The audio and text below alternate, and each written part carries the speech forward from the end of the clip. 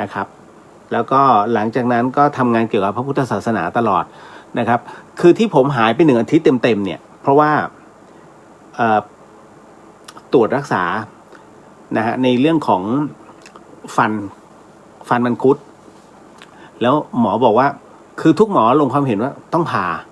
โอ้โหถ้าทุกหมอลงความเห็นต้องผ่าผมก็ต้องทำอย่างนั้นแหละเพราะทุกหมอพูดเหมือนกันหมดนะฮะมันก็เลยเดี๋ยวจะต้อง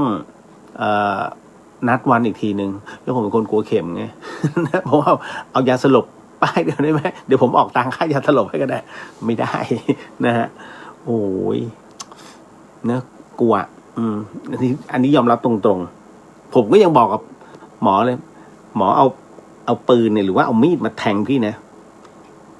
พี่ยังไม่กลัวเท่ากับค่อยๆเอาเข็มเนี่ยบรรจงจิ้มโอ้โหโอ้ฆ่าฉันเถอะ ฮะวันนี้ยังคงมีคำถามที่เป็นคำถามสะสมแล้วก็ตอนแรกอ่ะก๊อปมาเยอะมากนะก๊อปมาเกือบเกือบ50คำถามแล้วคอมมันแฮงก์มันน่าจะเป็นตัวแรมอ่ะพังไปเลยหมดเลยจบเลย เซ็งเลยนะฮะก็เลยก๊อปมาใหม่ก็ได้ไม่เท่าไหร่นะฮะเดี๋ยววันนี้ก็ค่อยๆตอบไปแล้วกันนะฮะใครที่ผมไม่ได้ตอบเอาไว้แล้วก็ถามมานะฮะเดี๋ยวก็เข้ามาในข้อความก็ได้นะครับนะฮะก็พยายามจะตอบให้ได้ทุกท่านนะครับในส่วนของงานหลวงพี่ภัสกรนะครับวันนี้เขาก็ประชุมกันแต่ผมไม่ได้ประชุมนะฮะผมเป็นแค่แขก เป็นแค่แขกในงานนะฮะในกรุงเทพก็ประชุมกันนะครับก็อันนี้ก็เป็นส่วนของเขานะฮะส่วนของพี่ๆเขานะฮะเราก็คืออย่างที่ผมบอกว่าผมเป็นแขกนะฮะก็วันที่18-19แน่นอนที่สุดฮะก็จะเริ่มตั้งแต่ช่วงสายของวันที่18จะเคลื่อนสรีระสังขารของพระอาจารย์ภัสกร ภูริวัฒโนเนี่ยออกมาที่ศาลา5นะฮะแล้วก็จะเป็นการเหมือนกับสวดปฏิการแล้วก็แสดงพระธรรมเทศนาโดยพระอาจารย์คเชนใครที่อยากจะฟังเทศสนุกนะฮะแล้วก็มีคำถามมากมายตรงนั้นนะฮะไปถามต่อหน้าพระอาจารย์ภัสกรเลยตรงนั้นเลยฮะนะครับได้บุญด้วย นะท่านก็จะตอบให้นะฮะส่วนวันที่19นั้นก็จะเป็นการแสดงพระธรรมเทศนาโดยพระอาจารย์พระมหาอดิศักดิ์นะครับซึ่งเป็นเจ้าวาดวัดดอนยานาวาหรือว่าวัดบรมสถนท่านเป็นเรียกกลุ่มเขาเรียกว่าชมรมใช่ไหมธรรมะอารมณ์ดีสุดยอดมากนะพระอาจารย์อดิศักดิ์เป็นธรรมะที่มีสาระไม่เบื่อนะครับอันนี้สนุกนะครับและนำไปใช้ได้จริงๆก็เป็นวันที่19ก่อนที่จะทำการเคลื่อนสรีระสังขารหลวงพี่ช่วงเวลาบ่าย2ของวันอาทิตย์ที่19นะครับนะฮะขึ้นสู่เมนแล้วหลังจากนั้นก็จะมีตามขั้นตอนนั่นแหละผมยังไม่เห็นในเรื่องของในส่วนของอโหสิกรรมนะฮะแต่ว่าคิดว่าน่าจะมีการสอดแทรกลงไปนะครับก็ครั้งสุดท้ายแล้วฮะครั้งสุดท้ายที่เราจะส่งพร้อมกันนะฮะส่งหลวงพี่ท่านพร้อมกันนะฮะก็เลยอยากให้ทุกท่านนะครับที่เป็นศิษยานุศิษย์ของพระอาจารย์ภัสกรนั้นก็ไปพบกันนะฮะที่วัดมกุฎกษัตริยารามนะฮะแล้วก็วันนั้นเนี่ยอย่างที่ผมบอกว่าหนังสือปฏิจจสมุปบาทมันจะมีอยู่แค่2ชุดนะฮะชุดหนึ่งเป็นชุดที่พี่เอื้อง อันนั้นเนี่ยเป็นชุดเก่าของหลวงพี่ภัสกรนะฮะซึ่งพี่เอื้องน่าจะได้รับมาจากเพื่อนของหลวงพี่ท่านนะครับแต่ชุดที่มีพยัญชนะบอกเลยมีพยัญชนะและเจ้าจีวรของหลวงพี่จะอยู่ที่ผมนะฮะมีจำนวนจำกัดแค่นั้นเลยของแท้ต้องประทับตาด้วยนะอันนี้บอกไว้ก่อน นะครับก็มีจำนวนจำกัดฮะมีแค่200ชุดนะครับเอาละก็ใครมาก่อนได้ก่อนไง หมายถึงว่าถ้าผมไปที่หลังอ่ะเดี๋ยวต้องดูวิธีการแจกก่อนนะครับเพราะว่ามัน คงจะไม่ได้แจกพระเพราะว่าพระท่านคงไม่รับนะฮะก็จะเป็นการแจกโยมมากกว่านะฮะ อันนี้ผมบอกแล้วนะว่ามันมีอะไรพิเศษแล้วนะจบนะครับ ต่อมาวันพรุ่งนี้ผมไปที่วัดมกุฏตอนเช้านะครับมีนัดนิดนึงเพราะว่าต้องไปยุวพุทธิกะสมาคม01ช่วงบ่ายนะครับ แล้วหลังจากนั้นวันพุธก็เดินทางกลับขึ้นเชียงใหม่แต่ยังไม่ถึงเชียงใหม่ฮะเพราะว่าพอดีผมติดถ่ายทำแล้วก็ตัดต่อในเรื่องของบทสวดมนต์คาราโอเกะนะครับให้กับครูบาอาจารย์นิดนึงก็ต้องคือท่านพยายามจะแจกในงานนี้แหละนะฮะของหลวงพี่ด้วยก็เลยเดี๋ยวต้องคือถ้าดูเหมือนกับว่าถ้าสวดมนต์เนี่ย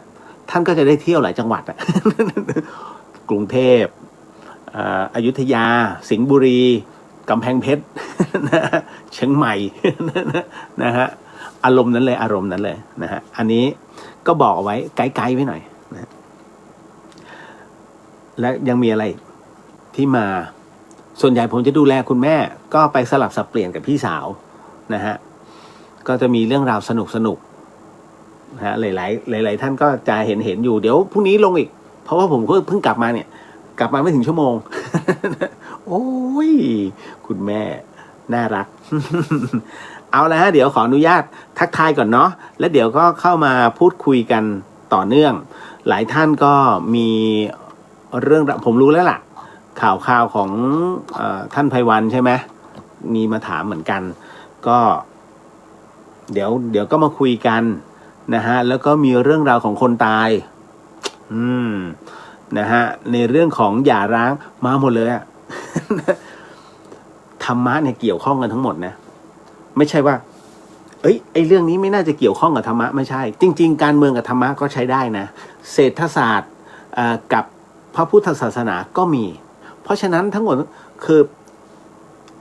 พระพุทธศาสนาเนี่ยเอาเข้าจริงๆแล้วมันเป็นจุดศูนย์กลางศูนย์รวมของทุกวิชาที่อยู่ในนั้นน่ะถ้าจำแนกดีๆนะฮะคุณก็จะรู้เองว่าอันนี้มันไปอยู่ของหมู่รัฐศาสตร์อันนี้อยู่นิติศาสตร์อันนี้อยู่การทูตนะฮะอันนี้มาเศรษฐศาสตร์นิดนึงอันนี้มาถึงในเรื่องของหลักของนิเทศศาสตร์มีหมดฮะบัญชียังมีเลยทำไมพระเกี่ยวกับการเงินไม่ใช่ ก็ตรงนี้มีอะไรบ้างที่ดินมีเท่าไหร่นะฮะมีของมาถวายเท่าไหร่จัดไปเราไม่เอาเราก็สละเอาให้โยมต้องทำบัญชีต่อวัน แล้วก็สละออก แค่นั้นแหละเปลี่ยนมันเกี่ยวเหมือนหมดฮะคุณนะฮะนิดหนึ่งนะครับขอมาถึงคุณนัทบอกสวัสดีครับพี่เลียวสวัสดีครับผมนะครับไงก็ไหนๆก็ไหนๆแล้วไงนะฮะพี่เจี๊ยบสวัสดีจ้าน้องเลียวสวัสดีฮะ พี่เจี๊ยบก็อยู่ใกล้ๆนะบางกรวยผมอยู่บางโพ นะฮะคุณณัฐศิษย์สวัสดีครับพี่เลียวสวัสดีครับนะฮะคุณจันยาสวัสดีค่ะคุณเลียวสวัสดีครับผมนะฮะรามาศูนย์หายไปนะฮะเพิ่งว่างคืนนี้ครับหายไปนานมากรามาศูนย์นะฮะสวัสดีครับว่างคืนนี้ครับขจรศิลป์สวัสดีครับพี่เลียวสวัสดีครับมุกมิกสวัสดีเจ้าพี่เลียวสวัสดีเจ้าคุณปริญญาสวัสดีค่ะพี่เลียวสวัสดีครับผมนะฮะป้าแก้วสวัสดีครับป้าแก้วนะฮะก็มาถึงน้องเบนสวัสดีค่ะสวัสดีครับโอพี่ตู่สวัสดีฮะนะฮะสวัสดีครับพี่ตู่นะฮะก็ท่วมไหมน้ำป่าลงมาของนครศรีจากเขาหลวง นะฮะวันนี้เลยข่าวสดๆเลยท่วมนครนะฮะคุณนุ้ยสวัสดียามดึกค่ะคุณเลียวสวัสดีครับผมนะฮะสวัสดีฮะคุณนุ้ยมาถึงนิดนึงฮะคุณปฐมพรสวัสดีค่ะน้องแมมสวัสดีครับพี่เลียวนะฮะคุณแม่กับพี่เลียวเจอกันทีไรสร้างเสียงหัวเราะ นะฮะตลอดเลยค่ะน่ารักทั้งคู่ผมหยิบกิมมิคของแม่ออกมานะฮะอย่างวันนี้เหมือนกันกินซาซิมิกินปลาดิบแล้วฉลาดยังไม่เฉลยเดี๋ยวพรุ่งนี้ค่อยเขียน โอ้ผมก็อึ้งแม่เหมือนกันคุณสจีสวัสดีค่ะคุณเลียวสวัสดีฮะน้องลิลลี่สวัสดีค่ะพี่เลียวสวัสดีฮะกุ๊บกิ๊บบอกว่าสวัสดีค่ะพี่เลียว พ่อท่านเริ่มหลงลืมเรื่องทานยาแล้วค่ะอาการเริ่มหรือเปล่าคะกังวลค่ะขอบคุณค่ะคุณพ่ออายุเท่าไหร่อย่าว่าแต่คุณพ่อเลยพี่เลียวเองยังลืมกินยาแล้ววันนี้ก็ลืม คือเรื่องลืมอ่ะนะฮะเรื่องลืมเล็กๆน้อยๆมันเป็นเรื่องปกติของคนเรา ผมเองเนี่ยก็จะลดอาการหลงลืมไปได้บ้างคือครูอ่ะคุณครูผมเนี่ยเคยสอนไว้ว่าก่อนที่คุณจะออกจากห้องหรือออกจากบ้านให้คุณหันกลับไปดูก่อนว่าคุณลืมอะไรหรือเปล่าให้สำรวจซะก่อนนะฮะแล้วหลังจากนั้นค่อยออกนะฮะผมเนี่ยเป็นคนที่สำรวจทุกครั้งแล้วลืมทุกครั้ง ขนาดสำรวจว่า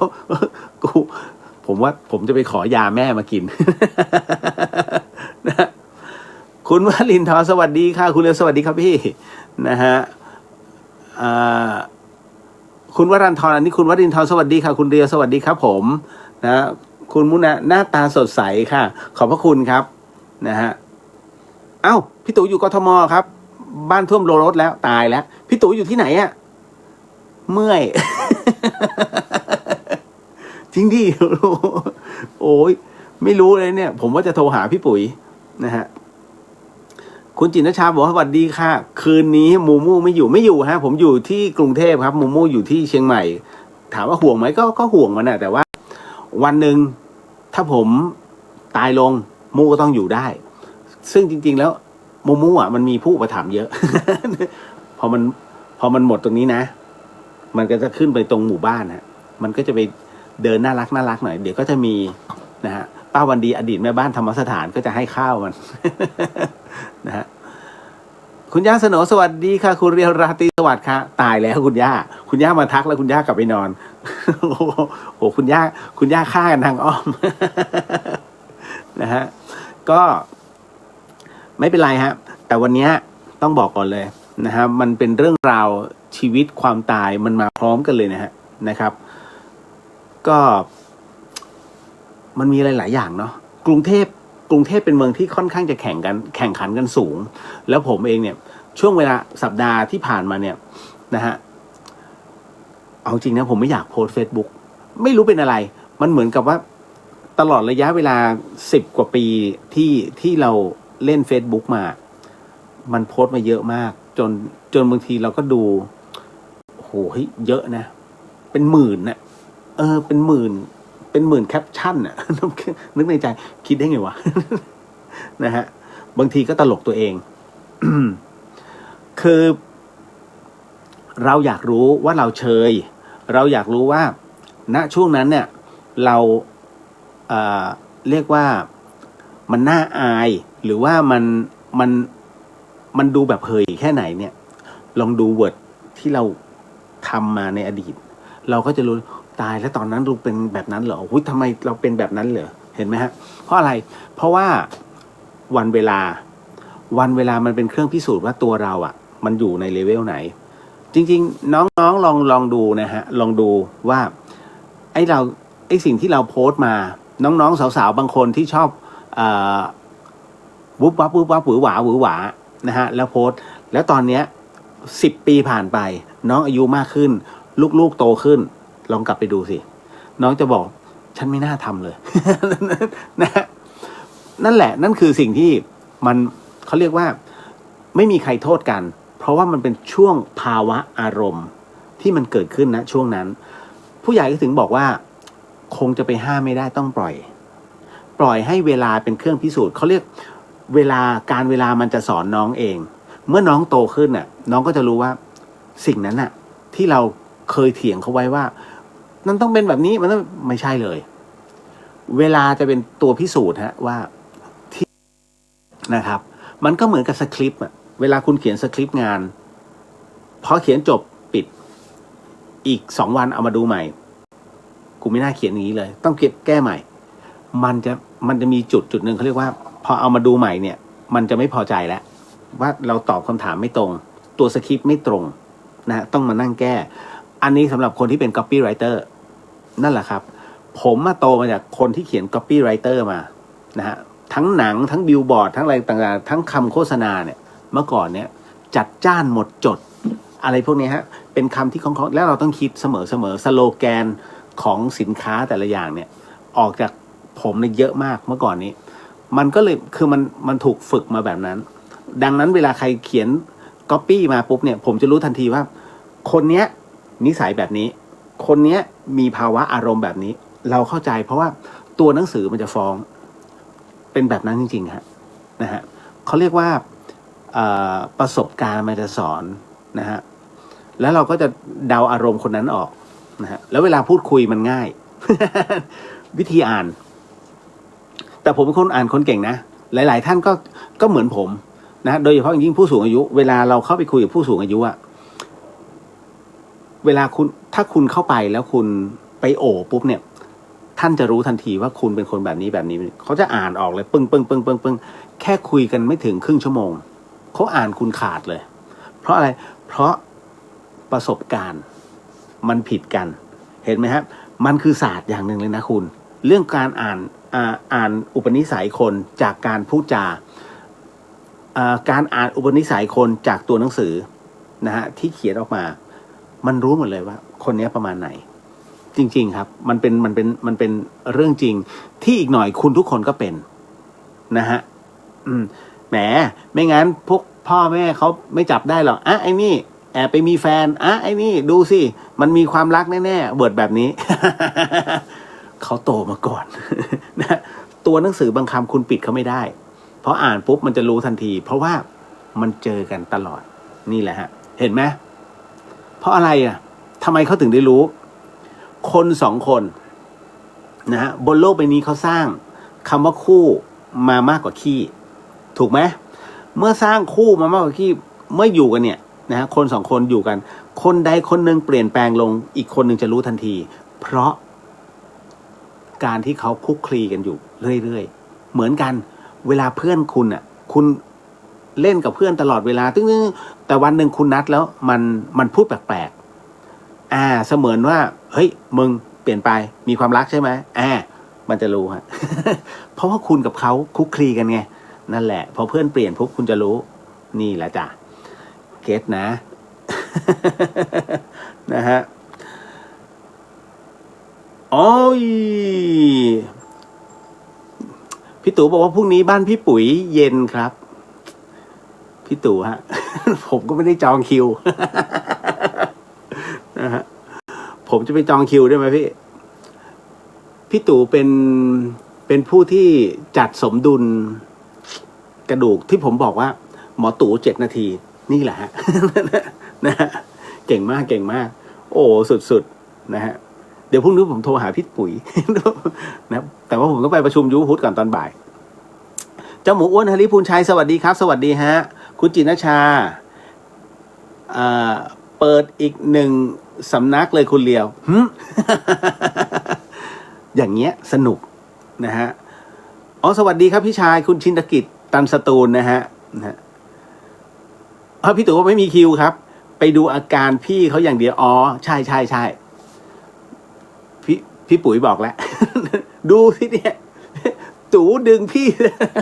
อันนี้เก็ตไปดูกันหน่อย นะฮะคุณพจนาสวัสดีค่ะสวัสดีครับผมนะฮะเอาล่ะต่อมาเข้าถึงเรื่องหนึ่งหลายๆท่านบอกว่าควรจะไป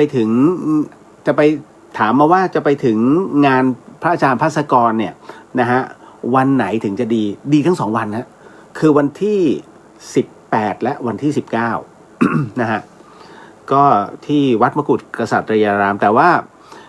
ผมไม่มั่นใจในเรื่องของการเก็บอัฐิธาตุของท่านนะครับการเก็บอัฐิธาตุของหลวงพี่ภัสกรเนี่ยเดี๋ยวผมต้องถามก่อนว่าเขาเก็บวันนั้นเลยหรือเปล่าหรือว่าต้องไปตอนเช้าแต่เช้าตรู่เพื่อทำพิธี3 หาบจริงๆเนี่ย3 หาบเอาจริงนะพิธีพวกนี้มันเป็นพิธีของคฤหัสถ์ไม่ใช่พิธีสงฆ์พิธีสงฆ์จริงๆไม่ได้มีอะไรมากมายนะฮะก็อย่างที่หลวงปู่มั่นท่านบอกเราเนี่ยเป็นคนที่ชอบเป็นเจ้าพิธีนะฮะเราเป็นคนที่มักจะบวงสรวงและถือผีเป็นหลักถ้าสมมุติว่าทุกวันมีการ บูชาผีทุกวัน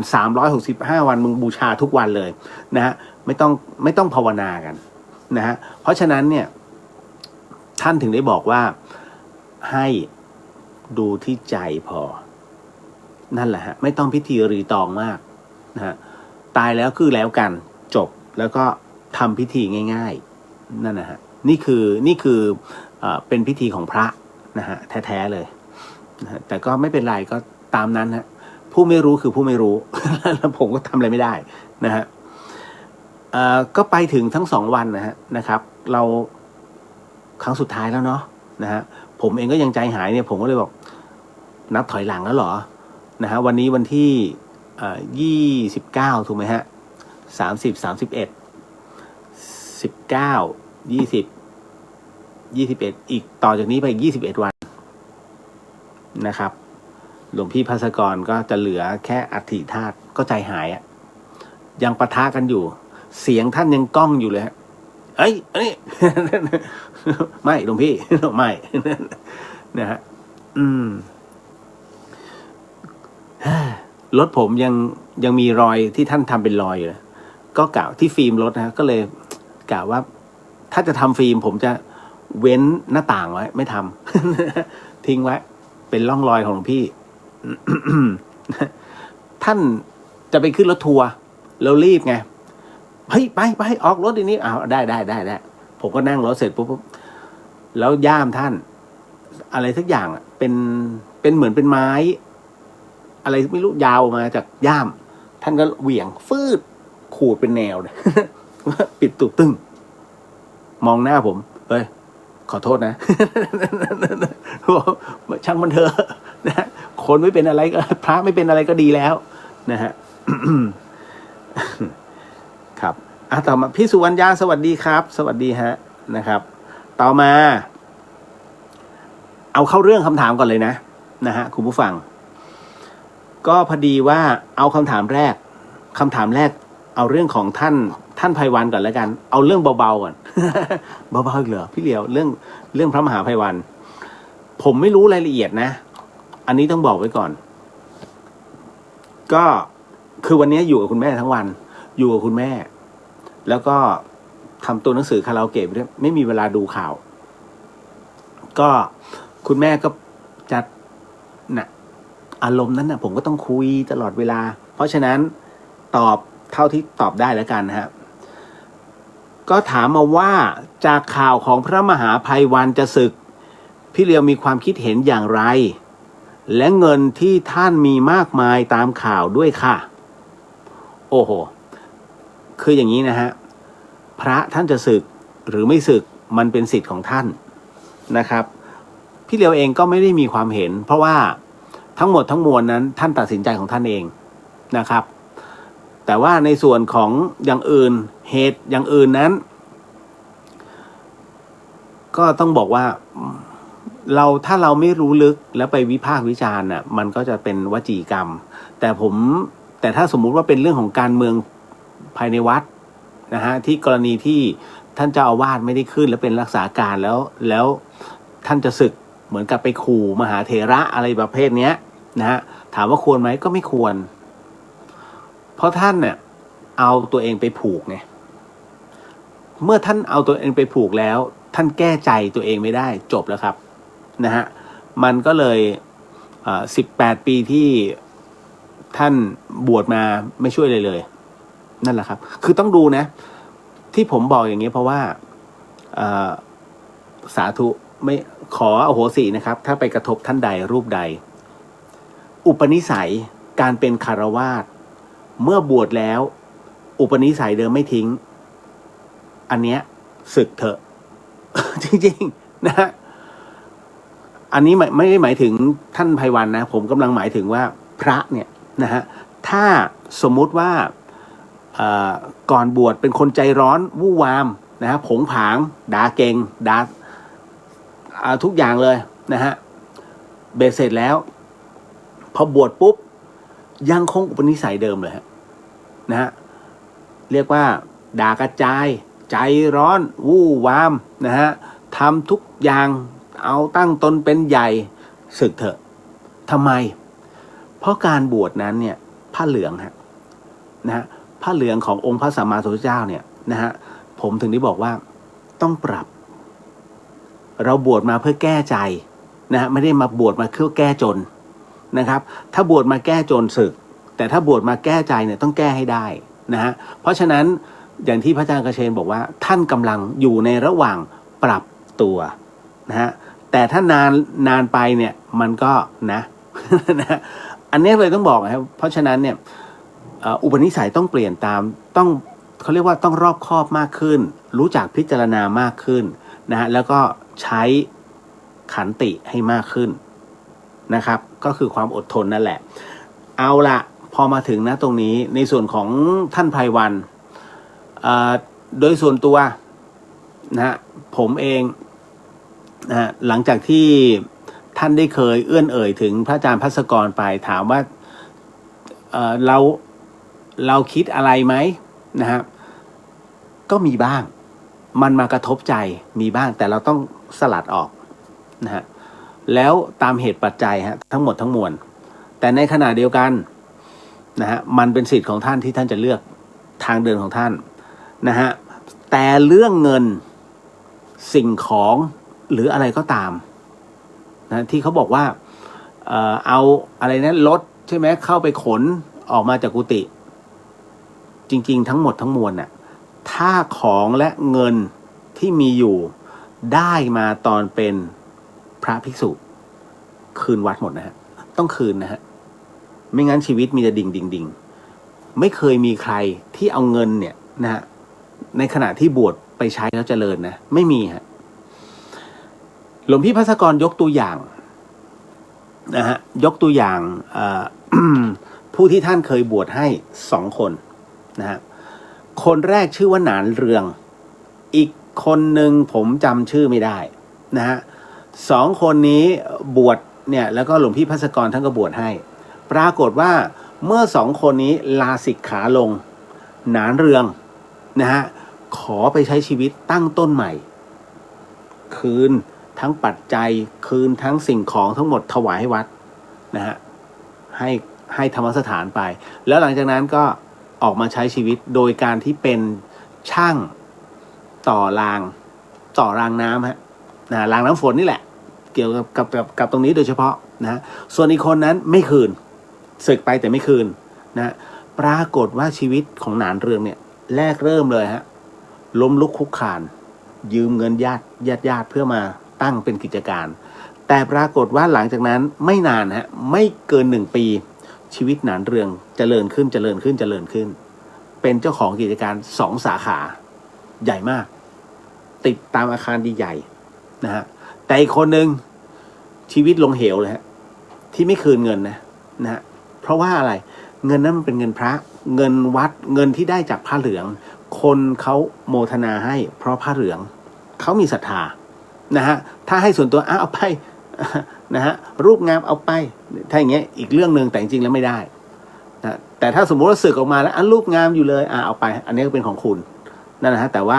กรณีแบบเนี้ยต้องคืนนะฮะเพราะฉะนั้นทั้งหมดที่ยกตัวอย่างเนี่ยนะฮะ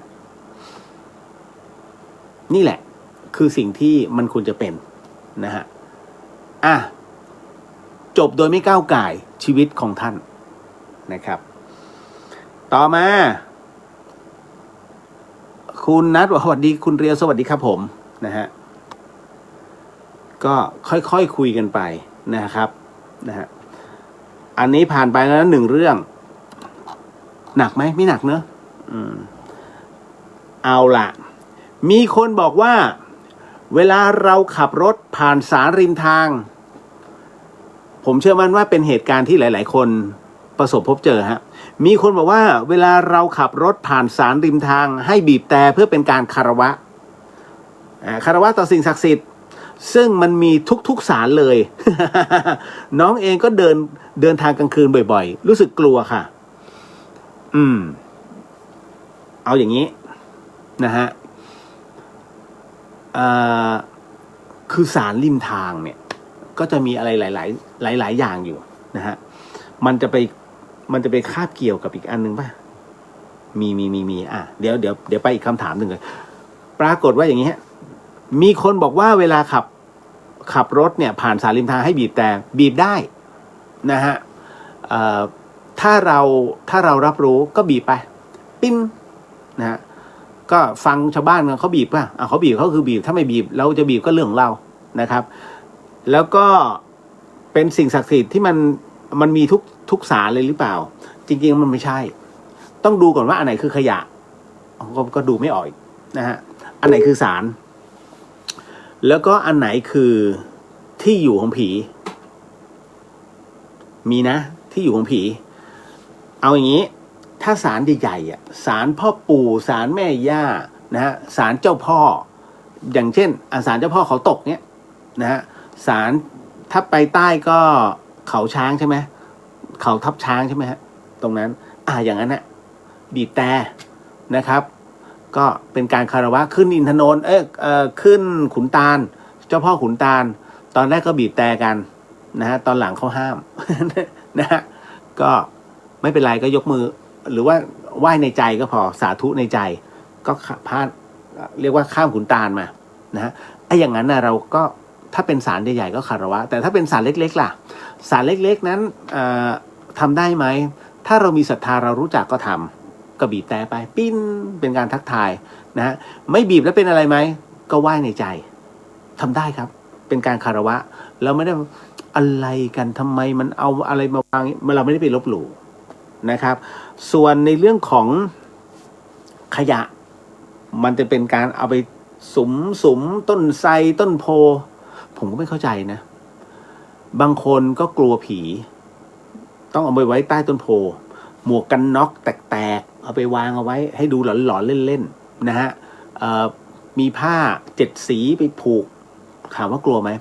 ตอนแรกก็ไม่กลัวหรอกแต่พอมันทำกันเยอะเริ่มกลัวนะฮะก็จะบอกยังไงดี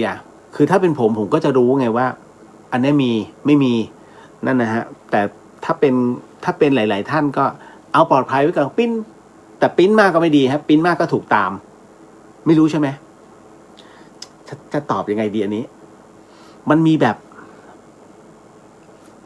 ปิ้นเนี่ยแล้วตามเพื่อนผมมาโดนนะฮะอันนี้เส้นลี้ถ้าใครขับเถินเมืองลี้จะรู้ที่ลงแล้วก็เจอน้ำแดงเต็มเลย ปิ้นโอ้ยถ้าวิ่งกันมันขับกลางคืนนั่นนะฮะนั่นแหละครับผมก็เจอตรงนั้นไม่ผมเจอก่อนผมเจอคุณแม่อันนั้นโทรศัพท์เข้ามานานมากจำไม่ได้แล้วโทรศัพท์จริงคือประมาณว่าช่วยด้วยช่วยหน่อยอะไรประมาณเนี้ยแล้วตอนนั้นถึงขึ้นทางด่วนบุรพาวิถีเพื่อจะไปบางบัวทองตรงนั้นมากับคุณแม่ตีสามเกือบตี 4นั่นแม่ขนาดแม่แบบสมองเสื่อมนะเขาได้ยินผมคุยเขาก็นั่งหลังไงลูกที่คุยเนี่ยผีใช่ไหมแม่รู้เด้อน่ากลัวนะลูกก็ยังไงก็แม่ก็ได้ยินเนี่ยแล้วช่วงนั้นผมไม่ได้บันทึกโทรศัพท์ไงโอ้ไม่งั้นมันคุณเลยไม่งั้นดัง โอ้มันมีอยู่ตอนเนี่ยผมจำไม่ได้แล้วเขียนไว้นานแล้วด้วยแล้วเขียนเล่าเลยนะไปกับแม่2 คนคือเป็นช่วงที่พาคุณแม่จากเชียงใหม่เนี่ยส่งกลับกรุงเทพเจอสยองเรื่องนั้น ก็เป็นเรื่องของตรงนี้แหละแต่คุณไม่ต้องไปกลัวหรอกครับถ้าคนเรามีศีลสมาทานศีลยังพุทโธธัมโมสังโฆศีลข้อ 1ไม่ฆ่าสัตว์ศีลข้อ 2ไม่ลักทรัพย์ศีลข้อ 3ไม่ประพฤติผิดในกามศีลข้อ 4ไม่พูดเท็จศีลข้อ 5ไม่ดื่มสุราและของมึนเมาบัดนี้ข้าพเจ้าตั้งใจรักษาศีลและบัดนี้ข้าพเจ้าคือผู้มีศีลด้วยอำนาจแห่งศีลนี้ขอให้คุ้มครองข้าพเจ้าจนถึงจุดหมายปลายทางเถิดสาธุเพียงจบแล้วสมาทานศีลง่ายๆแบบหลวงพี่ภัสกรเป็นพาร์ทภาษาไทยจบนะฮะผมก็ใช้แบบนี้ตลอดนะครับก็ได้ผลฮะเพราะหลวงพี่ท่านเนี่ย พระอาจารย์ภัสกรใช้คาถานี้ตลอดใช้คาถาของศีลเนี่ยตลอดเวลาไปไหนก็จะบอกให้โยมเนี่ยสมาทานเสมอเพราะอะไรเพราะว่าโยมเนี่ยเคยเจอแล้วหลวงพี่ท่านก็คับคล้ายคับคลาว่าจะเคยเจอเหตุการณ์ในการเดินทางแล้วมันไม่สะดวก มันเหมือนมีอะไรบางอย่างที่ติดขัดหลวงพี่ก็จะเริ่มสมทานศีลให้ทุกคนสมทานศีลตามพอสมทานศีลปุ๊บทุกอย่างคล่องโฟลว์เดินทางต่อฉิวเลยมันก็เป็นเรื่องที่แปลกหลวงพี่ท่านก็เลยบอกว่าเนี่ยพอเรามีศีลทั้งรถเลยทุกอย่างก็เขาเรียกว่าเทวดาก็จะคุ้มครองทั้งหมดเนี่ยโดยเฉพาะอย่างยิ่งแน่นอนที่สุดมันจะต้องมีใครอีกหลายๆคนในรถเนี่ยที่มีบุญบารมีพอ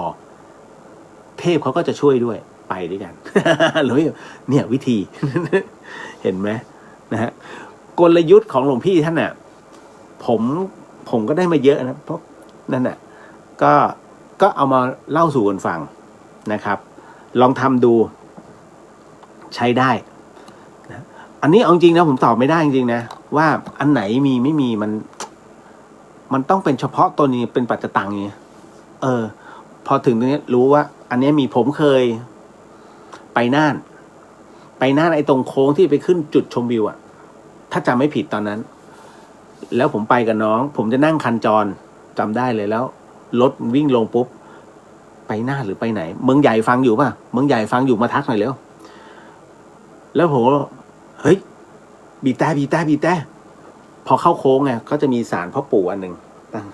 ตั้งอยู่อันนี้เล่าสู่กันฟังนะก็เห็นเป็นผู้ชายแก่นะใส่ชุดขาวนะครับแล้วก็นั่งชันเข่าขึ้นมาคือนั่งแบบแอคอาร์ตอะแล้วมือประมาณนี้แล้วเอาเข่าเนี่ยชันเอาไว้แล้วก็เคี้ยวหมากตุยรู้แล้ว รู้เฮ้ยบีบแต่นะฮะแล้วก็ไปแล้วก็คุยกันในรถเหรอพี่คือมันมีหลายสารแต่ผมเห็นนะอันนี้อันเดียวผมว่าไปเรื่อยๆนะเยอะฮะคือในป่าก็เยอะนะคุณไม่ใช่ว่าไม่มีนะครับผมเพิ่งจะดูเรื่องนี้ไปเรื่องร่างทรงเฮ้ยโอเคเลยผมบอกเลยว่าสมควรแล้วที่ได้รางวัลเป็นหนังที่ดีมากถามว่าน่ากลัวไหมน่ากลัวคือถ้าดูคนเดียวอ่ะ ผมเข้าใจแล้วว่าทำไมเกาหลีถึงได้ร้องให้เปิดไฟในโรงคนไทยเองรอบสื่อมวลชนก็ร้องให้เปิดไฟในโรงเพราะมันกลัวมากน่ากลัวมาก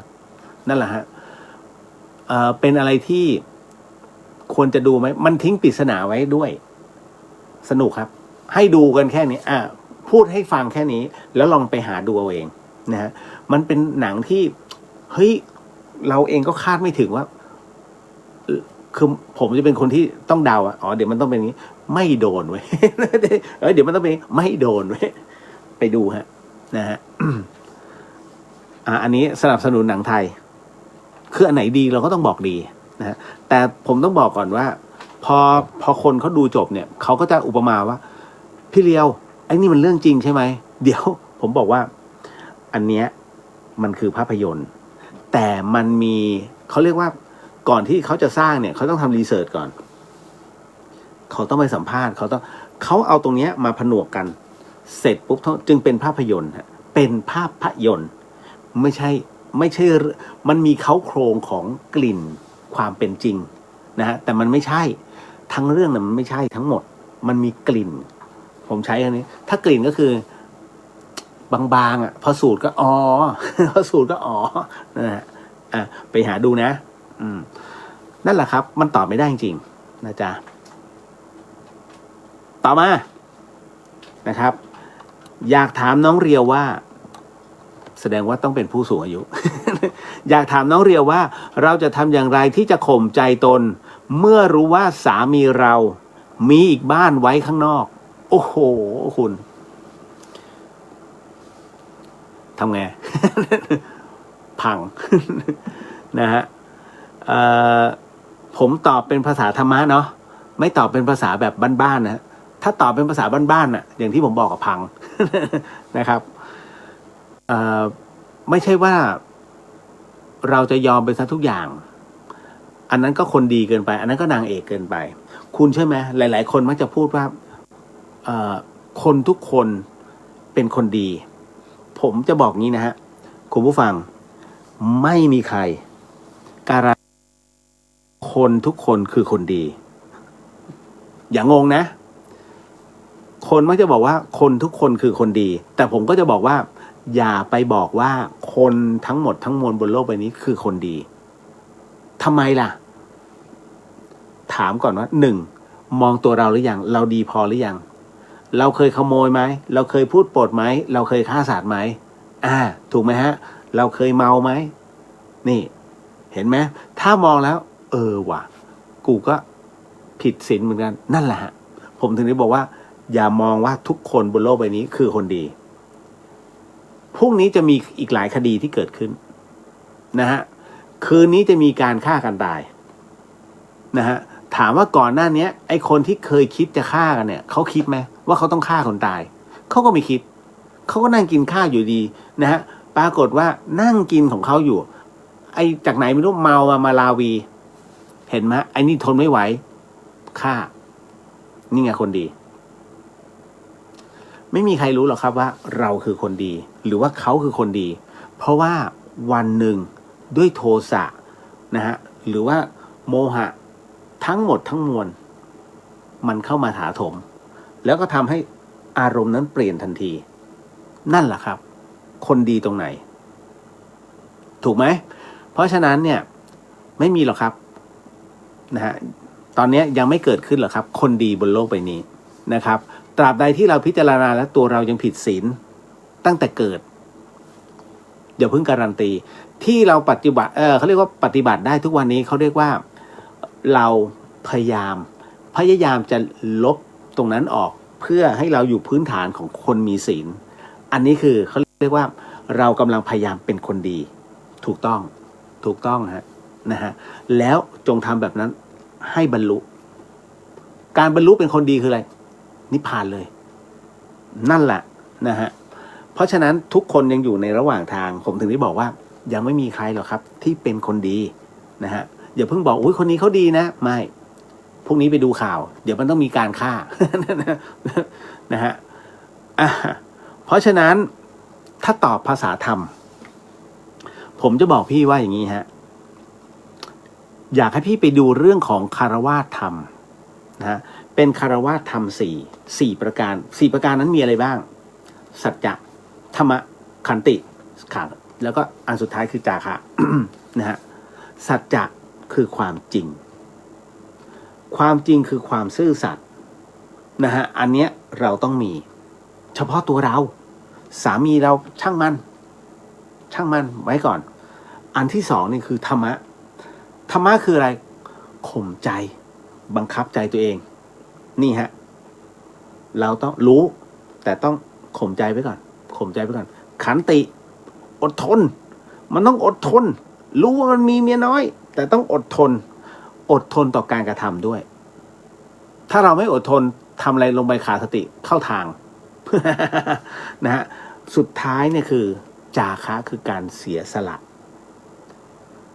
ะในที่นี้เนี่ยไม่ใช่เสียสละในสิ่งที่คุณกำลังคิดแต่มันเป็นบริจาคฮะมันเป็นการบริจาคสิ่งที่ไม่ควรอยู่ในตัวตนของเรานั่นก็คือความไม่ดีของตัวเราด้วยบริจาคออกไปอะไรที่คิดว่ามันเป็นสิ่งไม่ดีบริจาคไว้เพราะฉะนั้นกูขอเป็นคนดีแล้วกันนะฮะอยากไปนั่นนะฮะนั่นคือคารวะธรรม4ประการนะฮะก็มันเป็นการเสียสละใช่ไหมเวลาคนเรารักกันนะฮะสมมุตินะคุณลองสังเกตแล้วย้อนเวลากลับไปน้องๆคุณผู้ฟังทุกๆคนเนี่ยลองย้อนเวลากลับไปเวลาคุณมีความรักผมถามว่าตบมือข้างเดียวดังไหมบางคนก็ลองดูแพะนะฮะ มันก็ดังกับลมหรือว่ามือปลายนิ้วมือไปกระทบฝ่ามือของตัวเองก็มีนะฮะแต่จริงๆแล้วเอาจริงๆสิตบมือข้างเดียวมันไม่ดังหรอกคุณนะฮะเพราะฉะนั้นมันต้องตบด้วยกันทั้งคู่นั่นแหละฮะนั่นก็คือความรัก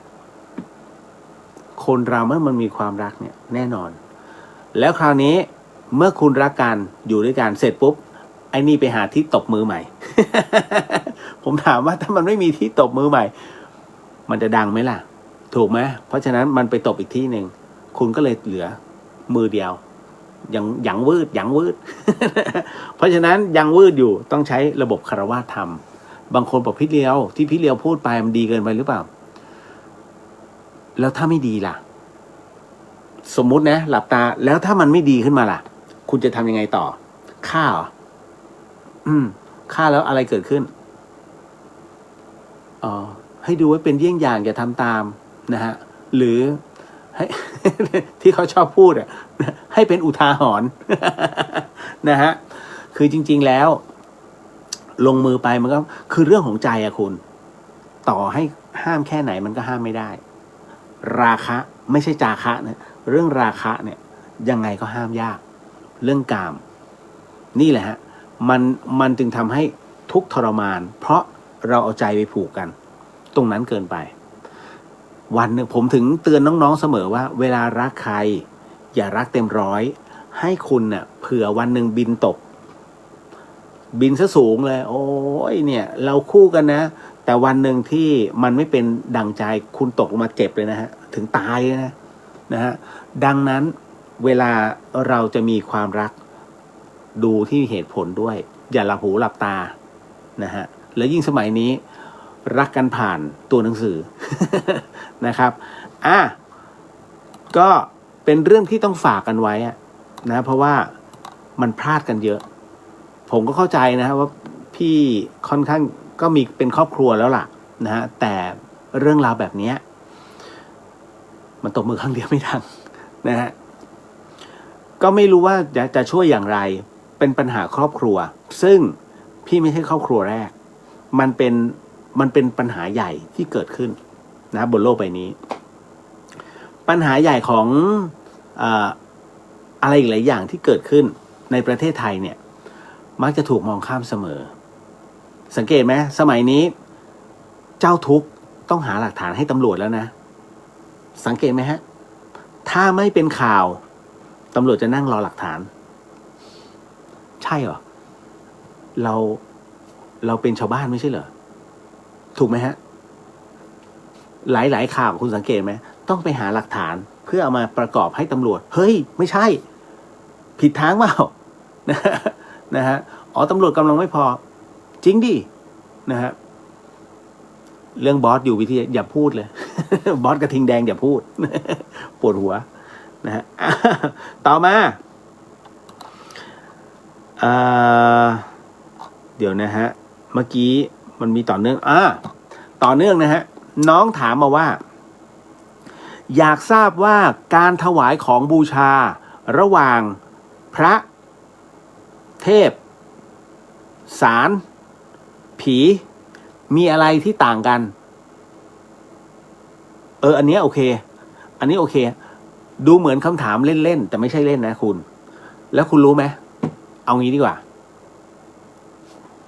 ที่ถวายพระมีอะไรต่างกันตรงไหนเทพมีอะไรต่างกันตรงไหนศาลต่างๆเนี่ยศาลเพียงตาพ่อปู่อะไรเนี่ยทั้งนั้นน่ะผีเผลอมีอะไร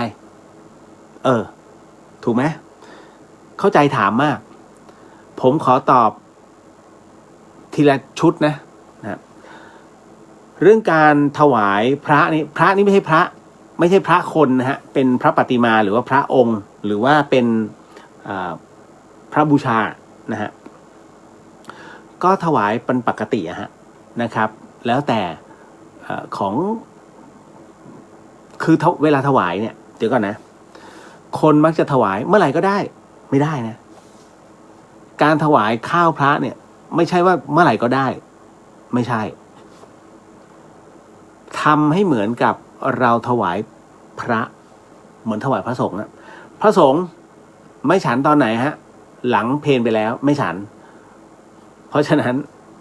หลังเที่ยงครึ่งไม่ต้องถวายนะหมดเขตคุณถวายตอนไหนก็ได้ตั้งแต่เช้าจนถึงเที่ยงนะฮะถวายไปหลังจากนั้นก็ถวายน้ำอย่างเดียวเนี่ยอะไรที่พระสงฆ์คนฉันเนี่ยหลังจากอะไรล่ะเพลไปแล้วอันนั้นน่ะคุณถวายได้ถ้าตามพระวินัยนะไม่ใช่ว่ามีขนม นิดนึงข้าวโอ้ทองหยิบทองหยอดพร้อมถวายเจ้าค่ะถวายตอนไหนบ่าย3เรียบร้อย แทนที่จะได้บุญนะก็คือเราถวายองค์พระสัมมาสัมพุทธเจ้านั่นแหละนะครับเพราะฉะนั้นเอาง่ายๆจำไว้ว่ามีแค่น้ำก็พอนะพระท่านตามเหมือนกับพระสงฆ์เลยเวลาถวายนะเพราะอะไรล่ะก็คือพระพุทธรูปนะหรือว่าหิ้งพระถ้าคุณจะถวายแบบนั้นไม่จำเป็นต้องใหญ่ไม่ต้องเล็กๆก็ได้หมดนะครับต่อมาเทพเนี่ยคุณจะถวายยังไงก็ได้แต่จำไว้อย่างนะฮะเทพไม่ถวายเหล้าถวายนมฮะแค่นั้นเลยเทพไม่กินเหล้านะจ๊ะนะฮะหาเรื่องให้ถวายนมนะครับส่วนที่เหลือก็เหมือนพระได้หมดนะแต่ว่าไม่จำเป็นต้องเป็นเวลาก็ได้และแต่ว่าถ้าสมมุติว่าไม่มีอะไรจริงๆวันนั้นลืมน้ำเปล่าจบนะฮะส่วนสารนะฮะสารต่างๆก็ทั่วๆไปนะครับหัวหมูได้หมดนะครับเหล้าได้หมดนะครับแต่จริงๆแล้วถ้าเป็นสารพวกสารพ่อแก่หรือว่าอะไรก็แล้วแต่ไม่ควรจะมีเหล้านะจริงๆเพราะว่าฤาษีท่านถือศีล5 6 8จบแล้วเพราะฉะนั้นในเมื่อท่านถือศีลเป็นเหมือนกับพระไม่มีฮะอย่าถวายเหล้านะครับแต่ถ้าเป็นพวกแม่นางอันนั้นนะฮะคุณย่าอะไรนู่นนี่นั่นย่าสีทองอะไรก็ว่าไปอันนั้นเล่าได้อันนั้นน่าจะเป็นสัมก็คือเป็นสัมภเวสีอีกประเภทหนึ่งซึ่งสูงกว่าหน่อยมาทำบารมีนะครับต่อมาเรื่องผีนี่เต็มที่เครื่องเส้นเลยข้าวหวานเหล้าเลิกวางไว้เลยเล่นเลยนะฮะเพราะฉะนั้นของส่งของสดเล่นหมดผีเล่นหมดนะครับความต่างมันเกิดขึ้นเห็นไหมนะฮะก็ยึดเอาความเป็นปัจจุบันเป็นหลักนะเวลาอยากจะถวายอะไรจบนะเก็ตนะ เรื่องของถวายเดี๋ยวบางคนไม่เก็ตโอ้โหนานๆจะมีคนมาถามแบบนี้นะฮะคุณจินชาบอกว่าสมัยก่อนก็รักการผ่านตัวหนังสือนะที่มาของเลิฟเลตเตอร์กับคิดว่าสมัยนี้เกลียดกันด้วยตัวหนังสือมากที่มาของนักเลงคีย์บอร์ด เมื่อก่อนนี้จำได้ไหมใครที่ทันฮะโฆษณาโบตันที่เป็นซองแล้วเขียนจดหมายรักใส่ซองโบตัน โอ้ยผมยังจำได้เลยคุณจินนะชะน้ำเห็ดสกัดถือเป็นน้ำอะไรสำหรับพระคะเห็ด3 อย่างว่าถ้าเห็ด3 อย่างก็เป็นยาถ้าเห็ดลิ้นจือถังเช่าอะไรพวกนี้ที่บอกเนี่ยผมไม่แนะนำถ้าส่วนใหญ่เนี่ยท่านจะป้องกันก็คือให้อยู่ในเพลนะฮะแล้วก็พระบางรูปท่านไม่ฉันนะฮะอันนี้ต้องบอกก่อนนะฮะเราคิดว่าได้ใช่ไหมพี่อุทิศกราบขอบพระคุณสำหรับสาระดีๆเจ้าค่ะสาธุครับนะพี่ไกด์ลุงสวัสดีค่ะคุณเดียวสวัสดีครับผมนะฮะพรุ่งนี้มีท่านใดไปวัดมกุฎไหม ไปเจอกันผมอยู่วัดมกุฎ11 โมงพรุ่งนี้นะฮะแล้วก็พี่ขวัญตาสวัสดีค่ะหายไปตั้งอาทิตย์หนึ่งคิดถึงเดอะเฮียนจังสบายดีนะครับก็ไปซ่อมปากมาแป๊บหนึ่งคุณเชื่อไหมเมาส์หน่อย ผมเดินทางมากรุงเทพเนี่ยน่าจะเป็นเดี๋ยวนะส่งคุณแม่พฤหัสพุธวันอังคารที่แล้วอยู่ที่มช.อยู่ที่เชียงใหม่แล้วผมไปตรวจวันจันทร์ที่สสจ.ก็คือสาธารณสุขจังหวัดเชียงใหม่นะฮะเสร็จปุ๊บเขาก็รีเฟอร์ให้ผมมาเอ็กซเรย์ก่อนที่คณะทันตะมช.ก็เดินมาเครื่องมือดีมากเลยฟืดรอบหัวเลย นะฮะแต่ออกมาเฉพาะฟันเราก็จะเห็นมุมฟันของเราทั้งหมดเลยผมก็เลยรู้ว่าใช่นึกในใจนะใช่กูต้องผ่า เพราะผมเห็นฟันตัวเองแล้วน่ากลัวมันคือมันเบียดไงแล้วจากนั้นเสร็จปุ๊บพอปรึกษาคุณหมอบอกว่าเขียนใบรีเฟอร์พรุ่งนี้ให้ไปที่คณะทันตะเพราะว่าเคสของคุณเราไม่มีเครื่องมือผมว่าฮะฟันผมมันหนักขนาดนะใช่หนักมากเฮ้ยโอ้โหไม่รอดต้องเจ็บแต่ว่ามันก็จะทำให้เราโอเคขึ้นโอ้ผมคิดเครียดมากเครียดจริงจนกระทั่งอีกวันหนึ่งเอาใบรีเฟอร์ไปคณะทันตะไปรอเสร็จปุ๊บนักศึกษาแพทย์ท่านก็วินิจฉัยให้เสร็จปุ๊บพี่ครับพี่ต้องมีอันนี้บ้างนะฮะพี่ต้องนี้แต่อันนี้พี่ต้องผ่าแล้วอาจารย์หมอก็คอนเฟิร์มว่าต้องผ่าเดี๋ยวผมจะส่งตัวพี่ไปที่คลินิกตรงนี้หรือพี่จะให้นักศึกษาแพทย์ทำถ้าให้นักศึกษาทำก็จะถูกหน่อยแต่พี่เจ็บหลายครั้งอุ้ยตายแล้ว ถ้าเจ็บหลายครั้งไม่เอาดีกว่า ขอเจ็บครั้งเดียวนะผมก็เลยไปเสร็จปุ๊บปรากฏว่าวันอังคารเนี่ยผมถูกแหกปากไปด้วยกัน3 รอบ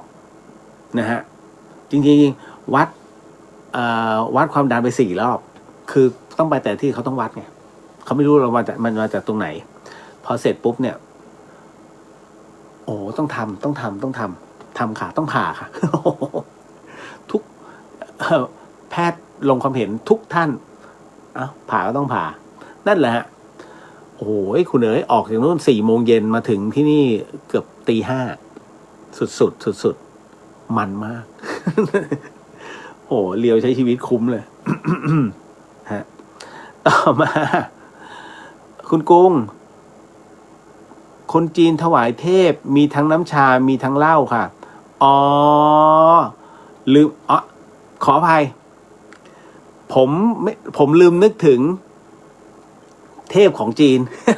ผมเราพูดถึงเทพของไทยนะฮะพระต่างๆหรือพระพิฆเนศอะไรพวกนี้หรือว่าแล้วแต่พระตรีมุรติอะไรพวกนี้นะฮะพระนางอุมานะฮะพระศิวะอย่างเงี้ยเป็นต้นอันนั้นนะคือผมก็ลืมเทพจีนขออภัยฮะ โอ้เห็นไหมเราเองก็ยังหลุดเนี่ยนะฮะขอบพระคุณมากคุณกุ้งนะครับพี่ชาวพินีสวัสดีค่ะโมทนาสาธุครับต่อมาการสวดมนต์ข้ามบรรทัดเพราะตารายเราจะได้บุญไหมคะหรือบางครั้งสวดไม่ทันไปรอวรรคต่อไปแบบนี้จะผิดไหมคะเป็นไหมฮะผมเชื่อมั่นว่าทุกคนเป็นทุกคนแรกๆก็จะเป็นถูกไหมไม่รอดนะฮะทวนนะฮะการสวดมนต์ข้ามบรรทัดเพราะตารายเนี่ยเราจะได้บุญไหมได้ไหมบุญไม่ได้ขึ้นอยู่กับการสวดข้ามบรรทัดบุญขึ้นกับความตั้งใจที่จะสวดนะฮะเพราะฉะนั้นความตั้งใจคือกุศลดังนั้นจิตที่คิดแน่วแน่เนี่ยนะฮะในเรื่องของการปฏิบัติเนี่ยเป็นกุศลแล้วเป็นบุญแล้วนะฮะเป็นที่เรียบร้อยแล้วบางครั้งสวดไม่ทันไปรอวรรคต่อไปเป็นกุศลไหมอันนี้เขาเรียกปัญญาเป็นผู้ที่ใช้ปัญญาเป็นนะฮะเพราะว่าอะไรคุณต้องการความพร้อมเพรียงเมื่อเราต้องการความพร้อมเพรียงในการสวดมนต์ไม่ทันเว้ยรอแล้วกันรอไปถึงตึ๊กสายตาไล่ตามตัวอักษรเสร็จปุ๊บมาถึงตรงนี้สวดตามปึ๊บเห็นไหมบุญมันเกิดจากทุกกรณีเลยทุกอนูของกระบวนการคิดทุกอนูของกระบวนการท่องแต่จริงๆแล้วการท่องนั้นน่ะนะฮะเป็นการสะกดให้ตัวจิตและตัวอารมณ์น่ะทรงอยู่กับที่ตรงนั้นไม่ให้วอกแวกไปไหนบุญเกิดทันทีแล้วยิ่งคุณใช้ปัญญาเป็นจบเลยฮะบุญมากๆนะฮะอย่าไปคิดเยอะนะบางทีในเรื่องของการสวดมนต์ข้ามบรรทัดสวดผิดสวดถูกผมเองเนี่ยบางทีนำเขาเนี่ยเวลาสวดก็มีชุมนุมเทวดาไงฮะผมเนี่ยเสียงมันเพี้ยนไปไงมันก็มีอยู่บ่อยๆ แต่ถามว่าเราเอามาเป็นสาระไหมไม่มีใครเอามาเป็นสาระอุ้ยตายแล้วผิดหนึ่งตัวเทวดาจะกลับไหม เทวดาที่ขี้น้อยใจนะฮะไม่มีหรอกครับนะฮะเพราะฉะนั้นเนี่ยในเมื่อเราทำแล้วเนี่ยทำต่อด้วยความตั้งใจนะครับขอนิดนึงในเรื่องของบทชุมนุมเทวดาหลายๆคนถามพี่เคยไหมที่อยู่ในหมู่เดียวกันในระแวกเดียวกันแล้วทำพิธีพร้อมกันแล้วชุมนุมเหมือนกันเลยแต่มันชุมนุมกันคนละเวลาอันนี้ชุมนุมเทวดาสักเคกาเมจารูเปตอนนี้8 โมงอีกอันไปสักเค8 โมง5 นาทีห่างกัน5 นาทีอีกกลุ่มหนึ่งก็ไปสักเคกันตอน8 โมง 15อย่างเงี้ยห่างกันไปแล้วถามว่าเทวดาจากไหนลงมานะฮะเดี๋ยวเทวดามีเยอะแยะแต่คราวนี้เดี๋ยวท่านจะแบ่งกันเองถ้าคุณไม่รู้จักชื่อเทวดาองค์นั้นสมมุตินะถ้าคุณรู้จักชื่อหรือคือคุ้นเคยกันท่านสมมุติว่าท่านชื่อวิชัยเทวดาวิชัยขอท่านวิชัยจงมาสถิตอยู่ณตรงนี้อันนี้คือเจาะจงเทวดาวิชัยลงมาทันทีปึ้งถูกไหมฮะแต่ถ้าสมมติสักเคการไม่รู้เรารูปไหนองค์ไหนองค์ที่อยู่ใกล้ที่สุดจะมาโปรดให้แต่ถ้ามาพร้อมกันถามว่าท่านจะชิงกันไหมไม่บารมีท่านยังน้อยอยู่เราเสียสละให้ตึ้งก็จะมีเทวดาที่พร้อมจะเสียสละให้เทวดาที่บารมีน้อยกว่าเพื่อจะสั่งสมบารมีต่อไปเนี่ยมาโปรดเห็นไหมท่านจะเสียสละซึ่งกันและกันนั่นแหละครับเพราะฉะนั้นก็จะเป็นแบบนี้นะจ๊ะไม่ใช่ว่าสวดแล้วจะมาองค์เดียวอุ้ยตายแล้วเราต้องรีบสวดก่อนเดี๋ยวท่านมานะฮะเดี๋ยวไอ้กลุ่มนู้นเอาไปเดี๋ยวท่านจะไม่มากลุ่มเราไม่ใช่นะจ๊ะเยอะแยะเทวดาก็คือมนุษย์นี่แหละซึ่งเป็นมนุษย์ผู้ที่ทำบุญอยู่เรื่อยๆแล้วตายอย่างเป็นกุศลด้วยจิตเป็นกุศลไงนะฮะเอาต่อมา เรื่องกระดูกแปลสภาพนี่ยาวเลยนะที่แป๊บหนึ่งนะครับผมอยากนั่งสมาธิให้ได้นานๆครับพี่เลียวผมควรทำยังไงครับเพราะเป็นคนที่สมาธิสั้นอันเนี้ยหลายๆคนก็เป็นนะฮะส่วนใหญ่จะเป็นเด็กๆซะมากกว่าคนที่ชอบเล่นเกมสังเกตไหมสมาธิเขาจะสั้นมากผมก็ไม่รู้ทำไมการเล่นเกมให้สมาธิสั้นจริงเหรอมันเป็นเรื่องที่น่าแปลกเพราะอะไรรู้ไหมเพราะว่าในการที่เด็กเล่นเกมตุ๊กจิตเขาอยู่ที่เกมนะมันเป็นคณิกะสมาธิ มันเป็นคณิกะสมาธิมันเป็นสมาธิเบื้องต้นที่เกิดขึ้นกับทุกคนคุณขับรถเนี่ยในช่วงขณะก็เป็นคณิกะนะฮะจะทำอะไรช่วงประเดี๋ยวประดาวเนี่ยตัดหญ้าอย่างเงี้ยเป็นคณิกะใจจดใจจ่อตัดหญ้านั่นแหละครับล้างจานก็ยังใช่นะฮะพอล้างเสร็จปุ๊บเอามือไปถูมันไหมวะปัญญาเกิดแต่ก็ยังเป็นจิตที่ยังจดจ่ออยู่กับนะภาชนะตรงนั้นเห็นไหมเนี่ยนี่คือผมก็ยังมานั่งนึกแล้วมันจะสมาธิสั้นตรงไหนหรือเป็นโรคสมาธิสั้นนะอย่างของหลวงพี่ภาสกรเนี่ยฮะท่านจะพูดเสมอว่าท่านเป็นผู้ที่มีสมาธิสั้นอันนี้ต้องขอยกตัวอย่างท่านเพราะว่าจะเห็นหลายๆท่านน่าจะเคยรับรู้แล้วก็ได้เคยสัมผัสเพราะว่าบางทีเวลาท่านนั่งแล้วท่านก็นั่งหลับตาแล้วก็ท่านก็หลับไปเลย นะฮะก็จริงๆแล้วท่านพักสายตาเพราะว่าท่านเป็นคนนอนน้อยหลวงพี่ภาสกรเป็นผู้ที่พิจารณาธรรมทุกวันเหมือนกันนะฮะท่านพิจารณาธรรมทุกวันนี้เราผ่านอะไรมาบ้างท่านก็จะจดแล้วท่านก็จะนั่งพิจารณาเราผิดตรงไหนเราไม่ผิดตรงไหนแล้วเราจะดับอารมณ์ตรงนี้อย่างไรเห็นไหมท่านจะใช้วิธีการเขียนแล้วตรงนั้นท่านจะเคลียร์ทันทีนั่นแหละครับนั่นวิธีการในการพิจารณาโดยการใช้อุปกรณ์เข้ามาช่วยคุณลองทำดูนะฮะแล้วคุณจะรู้ทันทีว่าอารมณ์ตนมันนิ่งหรือว่ามันเกิดตอนนั้นแล้วมันดับไปได้ยังไงตอนนั้นเพราะคุณพิจารณาจนจบพิจารณาไงอย่างเช่นผมยกตัวอย่างนะลองทำดูนะคุณผู้ฟังอันนี้ก็เป็นสูตรของอาจารย์แม่ชีเพียงเดือนซึ่งก็สอนกับหลายๆคนนะฮะก็ท่านก็บอกอย่างนี้ว่า วันนี้คุณทำอะไรบ้างนะฮะอารมณ์คุณเป็นอย่างไรบ้าง ให้เราพิจารณาตั้งแต่ตื่นนอนขึ้นมาหงุดหงิดไหมวันนี้หงุดหงิดกี่รอบให้คุณสรุปความรู้สึกวันนี้เราหงุดหงิดกี่รอบเรื่องอะไรบ้างเขียนลงไปวันนี้ตื่นมาหงุดหงิดเพราะไอ้คนข้างๆนะฮะนอนไม่อาบน้ำเท้าเหม็นเหลือเกินหงุดหงิดพอยต์มันอยู่ตรงนี้ฮะหงุดหงิดเพราะกลิ่นเห็นไหมเสร็จปุ๊บเมื่อเขียนข้อจบแล้วทั้งหมดตรงนั้นแหละเอามาพิจารณาเราต้องดับด้วยไอ้ตัวนี้ไอ้ตัวนี้ต้องเข้ามาช่วยตัวนี้เห็นไหมพอเราเขียนเสร็จปุ๊บเนี่ยความรู้สึกของเรามันจะย้อนกลับไปทันทีคุณผู้ฟังมันจะย้อนกลับไปเหตุการณ์ในช่วงเช้าของวันนั้นฟึ้มที่เราเหม็นตีนมันเพราะว่าอย่างนี้นี่เองเราก็ต้องใช้ตัวนี้มาเป็นตัวดับทุกข์ให้อภัยมันจบแล้วมันก็เคลียร์หรือเราต้องไปพูดกับเขาดีนะกลิ่นตัวมึงแรงเหลือเกิน คุณผู้ชายหลายคนกลิ่นตัวแรงนะฮะอันนี้ผมบอกไว้ก่อนคุณอย่าคิดว่าคุณสะอาดทุกเวลานะจ๊ะนะฮะอันเนี้ยฮอร์โมนน้องๆวัยรุ่นทั้งหลายกรุณาพกสันส้มไว้ด้วยโอ้แก่มากพี่เลียว นะฮะไปพกโลออนให้มันเรียบร้อยมีนะฮะถึงกับเป็นลมกันเลยก็มีพี่เลียวพูดเรื่องจริงนะฮะเพราะว่าด้วยความที่เราเป็นวัยรุ่นก่อนเราก็จะรู้นะว่ามันประมาณไหน อันนี้เตือนเอาไว้นะฮะในเรื่องราวของการนั่งสมาธิให้มันยาวๆเนี่ยพี่เดียวต้องบอกก่อนว่าต้องถามกลับไปฮะใช้คำจำได้ไหมที่พระอาจารย์กเชนท่านถามให้เรารู้ก่อนว่าสมาธิคืออะไรแล้วทำไมเราจะต้องนั่งมัน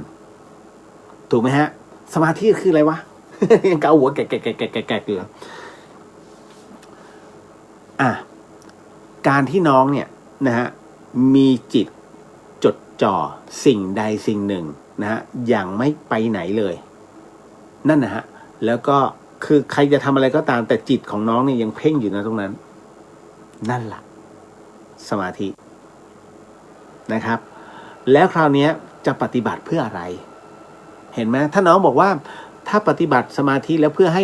ผมมีสมาธิที่ไม่สั้นให้อาการนี้มันหายไป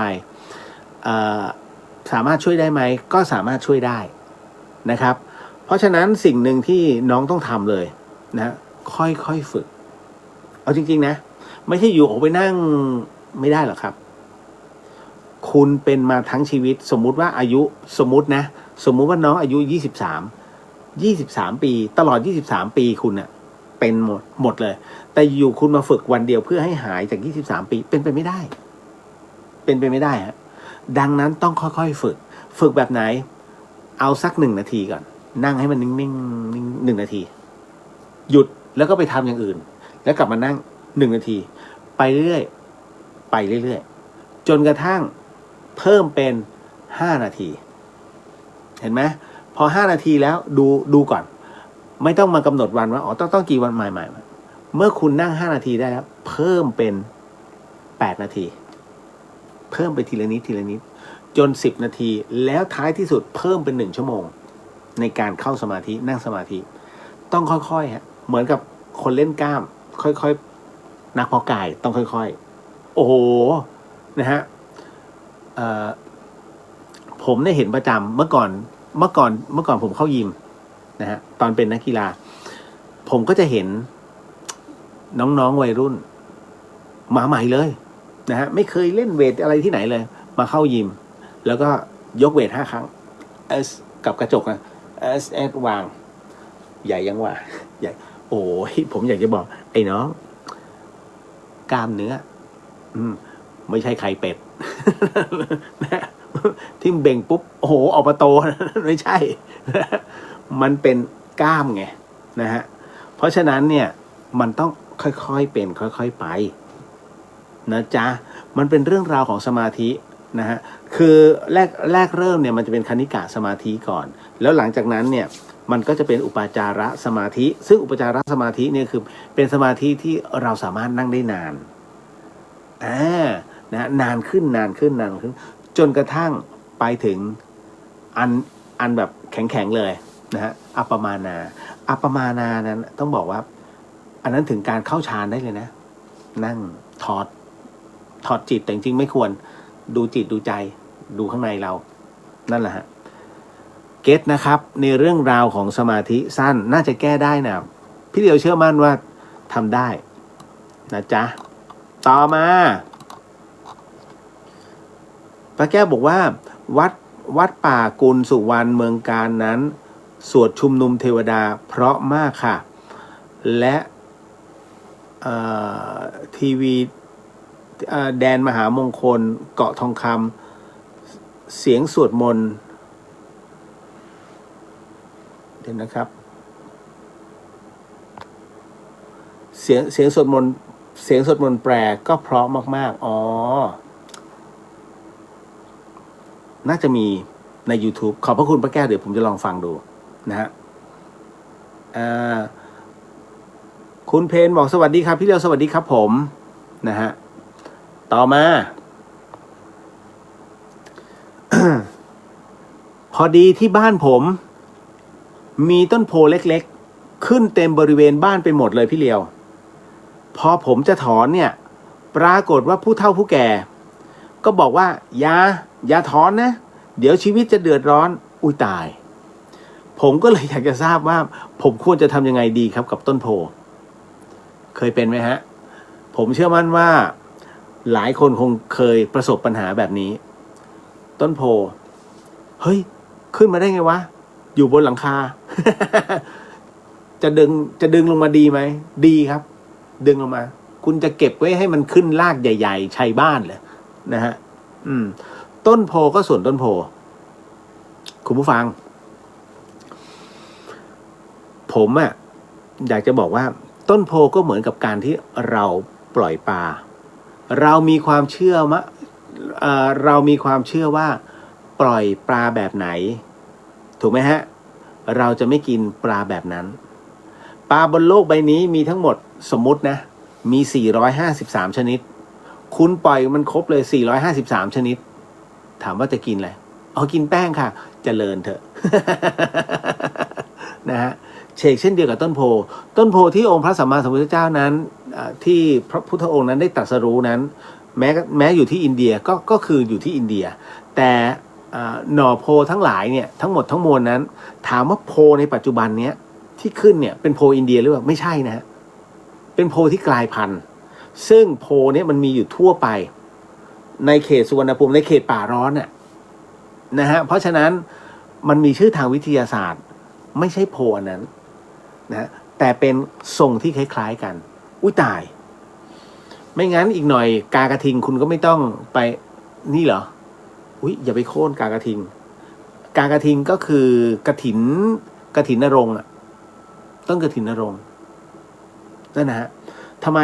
ก็เพราะว่าตามพุทธธรรมนายก็บอกว่าพระพุทธเจ้าต่อจากนี้ไปในกลับหน้าก็คือว่าพระศรีอานก็คือพระศรีอริยเมตไตรจะตรัสรู้ที่ใต้ต้นกากระทิงนะฮะเพราะฉะนั้น เราจะเอาตรงนั้นจริงเหรอ นะฮะเด็ดได้นะครับเด็ดได้มันคนละอันกันอีกอย่างนึงคือว่าต้นโพเนี่ยที่เขาสักการะกันเนี่ยมันก็จะอยู่เฉพาะที่นะฮะไม่ใช่ว่าจะทุกต้นมันขึ้นแล้วคุณจะเด็ดไหมไม่ได้พังบ้านพังเด็ดไปได้เลยนะฮะ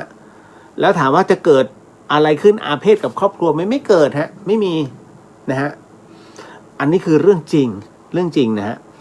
มันเหมือนกับอย่างที่ผมอธิบายเสมอนะฮะคือมัน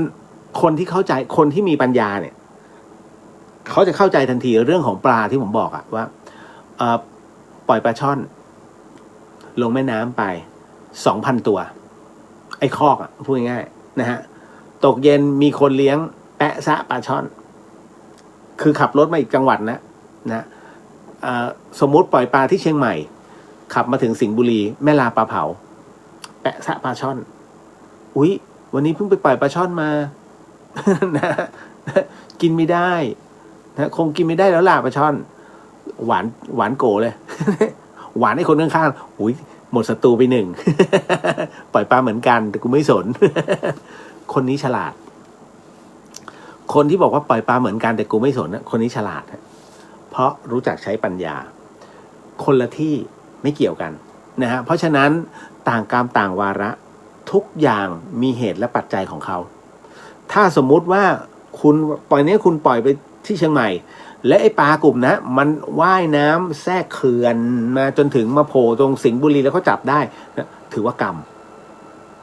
ของปลาตัวนั้นเพราะฉะนั้นเราถ่ายชีวิตเท่าที่เราช่วยเขาได้แต่อย่าเอาชีวิตนั้นมาเกี่ยวข้องกับสิ่งที่มันเป็นอยู่จนเกินไปเพราะฉะนั้นคุณจะกินอะไรไม่ได้เลยยกเว้นแป้งสังเคราะห์ กินเจนะฮะเห็นไหมกินเจแล้วไม่กินเนื้อสัตว์แต่มีเป็ดพะโล้เจ เอาทำไมเป็ดพะโล้เจอ๋อเขาเรียนแบบเขาเรียนแบบเนื้อเป็ด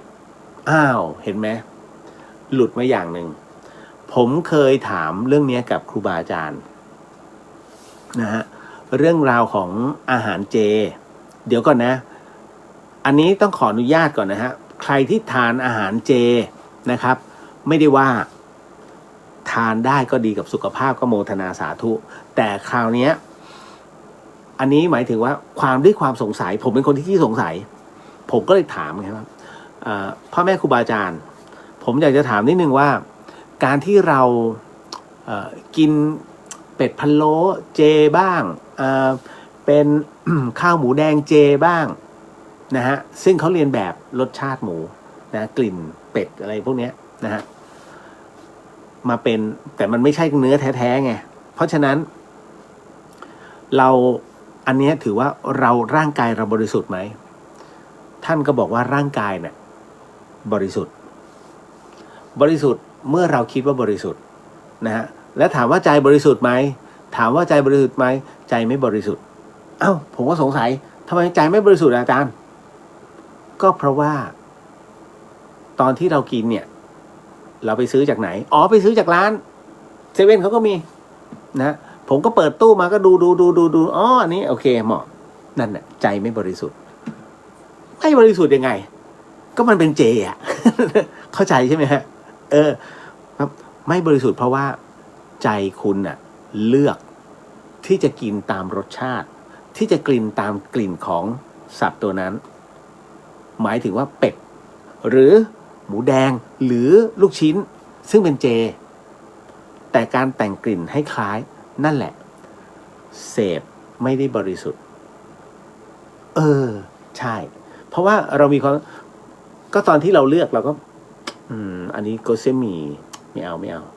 เฮ้ยอันนี้มันเป็ดย่างน่าสนใจเนี่ยคือแม้จะกินเจแต่ใจยังเลือกอยู่เพราะฉะนั้นมันจึงติดตรงนี้ฮะนี่ฮะถ้าแก้ตรงนี้ได้จบถือว่าเป็นวิทยาทานถือว่าเราแลกเปลี่ยนกันนะใครที่กินเจนะครับถ้าตัดเรื่องของการเลือกหรือว่าคือเลือกที่จะกินเนี่ยหรือว่าเลือกที่จะทำเนี่ยไม่ว่าจะกลิ่นหรือว่ารสชาติอะไรต่างๆนานาเนี่ยถ้าไม่ยึดติดผ่านแต่ถ้ายึดติดไม่ผ่าน นะอันนี้ก็เลยต้องบอกก่อนต่อมาคุณมิทสิทธิ์สวัสดีครับพี่เรียวสวัสดีฮะคุณปาล์มรายงานตัวค่ะคุณเรียวแล้วก็ชาวเดอะเฮียนสวัสดีครับวันนี้มาชุมนุมกันเล็กๆน้อยๆ นะผมรู้ว่าพรุ่งนี้มีภารกิจกันเยอะผมก็ภารกิจเยอะพรุ่งนี้เตรียมเป็นแถวเลย นะฮะไปหลายที่ฮะ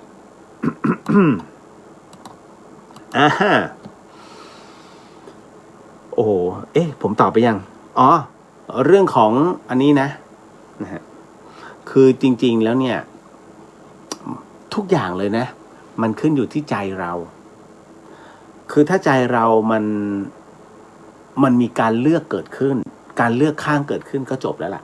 นะฮะอย่างที่ผมเคยบอกว่าการบวชเป็นพระถ้าเราเป็นคฤหัสถ์อยู่ นะฮะแล้วบวชเป็นพระก็ยังนิสัยเหมือนคฤหัสถ์นะฮะโดยที่ไม่มีอะไรผิดเพี้ยนแค่มีผ้าเหลืองเป็นตัว ค้ำประกันอันเนี้ยผมถึงได้บอกว่าเมื่อผ้าเหลืองช่วยในเรื่องของการขัดเกลาไม่ได้เนี่ย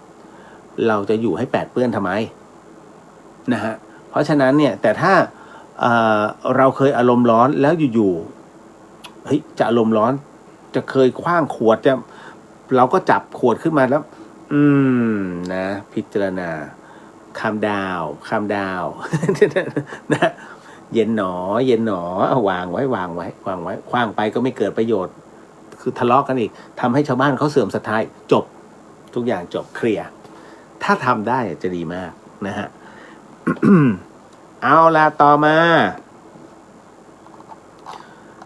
โอ้โหอันนี้การที่สุนัขร้องโหยหวนก่อนขาดใจตายเนี้ยมันจะไปลงในอบายหรือเปล่าครับอันนี้สงสัยมากเรื่องสัตว์นะฮะเพราะว่าอยากรู้เหมือนกันว่ามันมีนรกสวรรค์เหมือนกับมนุษย์ไหมคุณผู้ฟังครับหลายท่านนักวิทยาศาสตร์หลายๆท่านแล้วก็ผู้ที่ไม่เชื่อเรื่องนรกสวรรค์หลายท่านก็จะบอกว่าเรื่องนรกสวรรค์เป็นเรื่องที่แต่งขึ้นเรื่องนรกสวรรค์นั้นเป็นเรื่องที่สร้างขึ้นมาเพื่อให้คนนั้นได้มีความเชื่อในเรื่องของการปฏิบัติตนนะฮะจริงๆแล้วเนี่ยถามว่านรกสวรรค์มีไหมคนทุกคนรับรู้อยู่แล้วฮะนะคนทุกคนรับรู้อยู่แล้วว่าเมื่อเราทำดีปุ๊บใจมันพองโตขึ้นสวรรค์นะฮะทางพุทธศาสนาบอกว่า ถ้าคนนั้นไม่เชื่อเรื่องในเรื่องของภพหน้านะฮะเรื่องความดีความชั่วแล้วก็ในเรื่องของผลกรรมนะฮะเขาเรียกว่าพวกที่มีมิจฉาทิฐิอย่างรุนแรงนะฮะพวกมีมิจฉาทิฐินะอย่างรุนแรงเลยทีเดียวเพราะฉะนั้นเนี่ยกรณีตรงนี้ต้องทำความเข้าใจก่อนนะฮะโลกของดวงจิตทั้งหมดทั้งมวลมีนรกสวรรค์ทั้งหมดเลยทุกศาสนามีหมดแม้กระทั่งการไม่มีศาสนาก็มีฮะก็ยกตัวอย่างเนี่ยสัตว์มีศาสนาไหมไม่มีแต่มันมีนรกสวรรค์ของมัน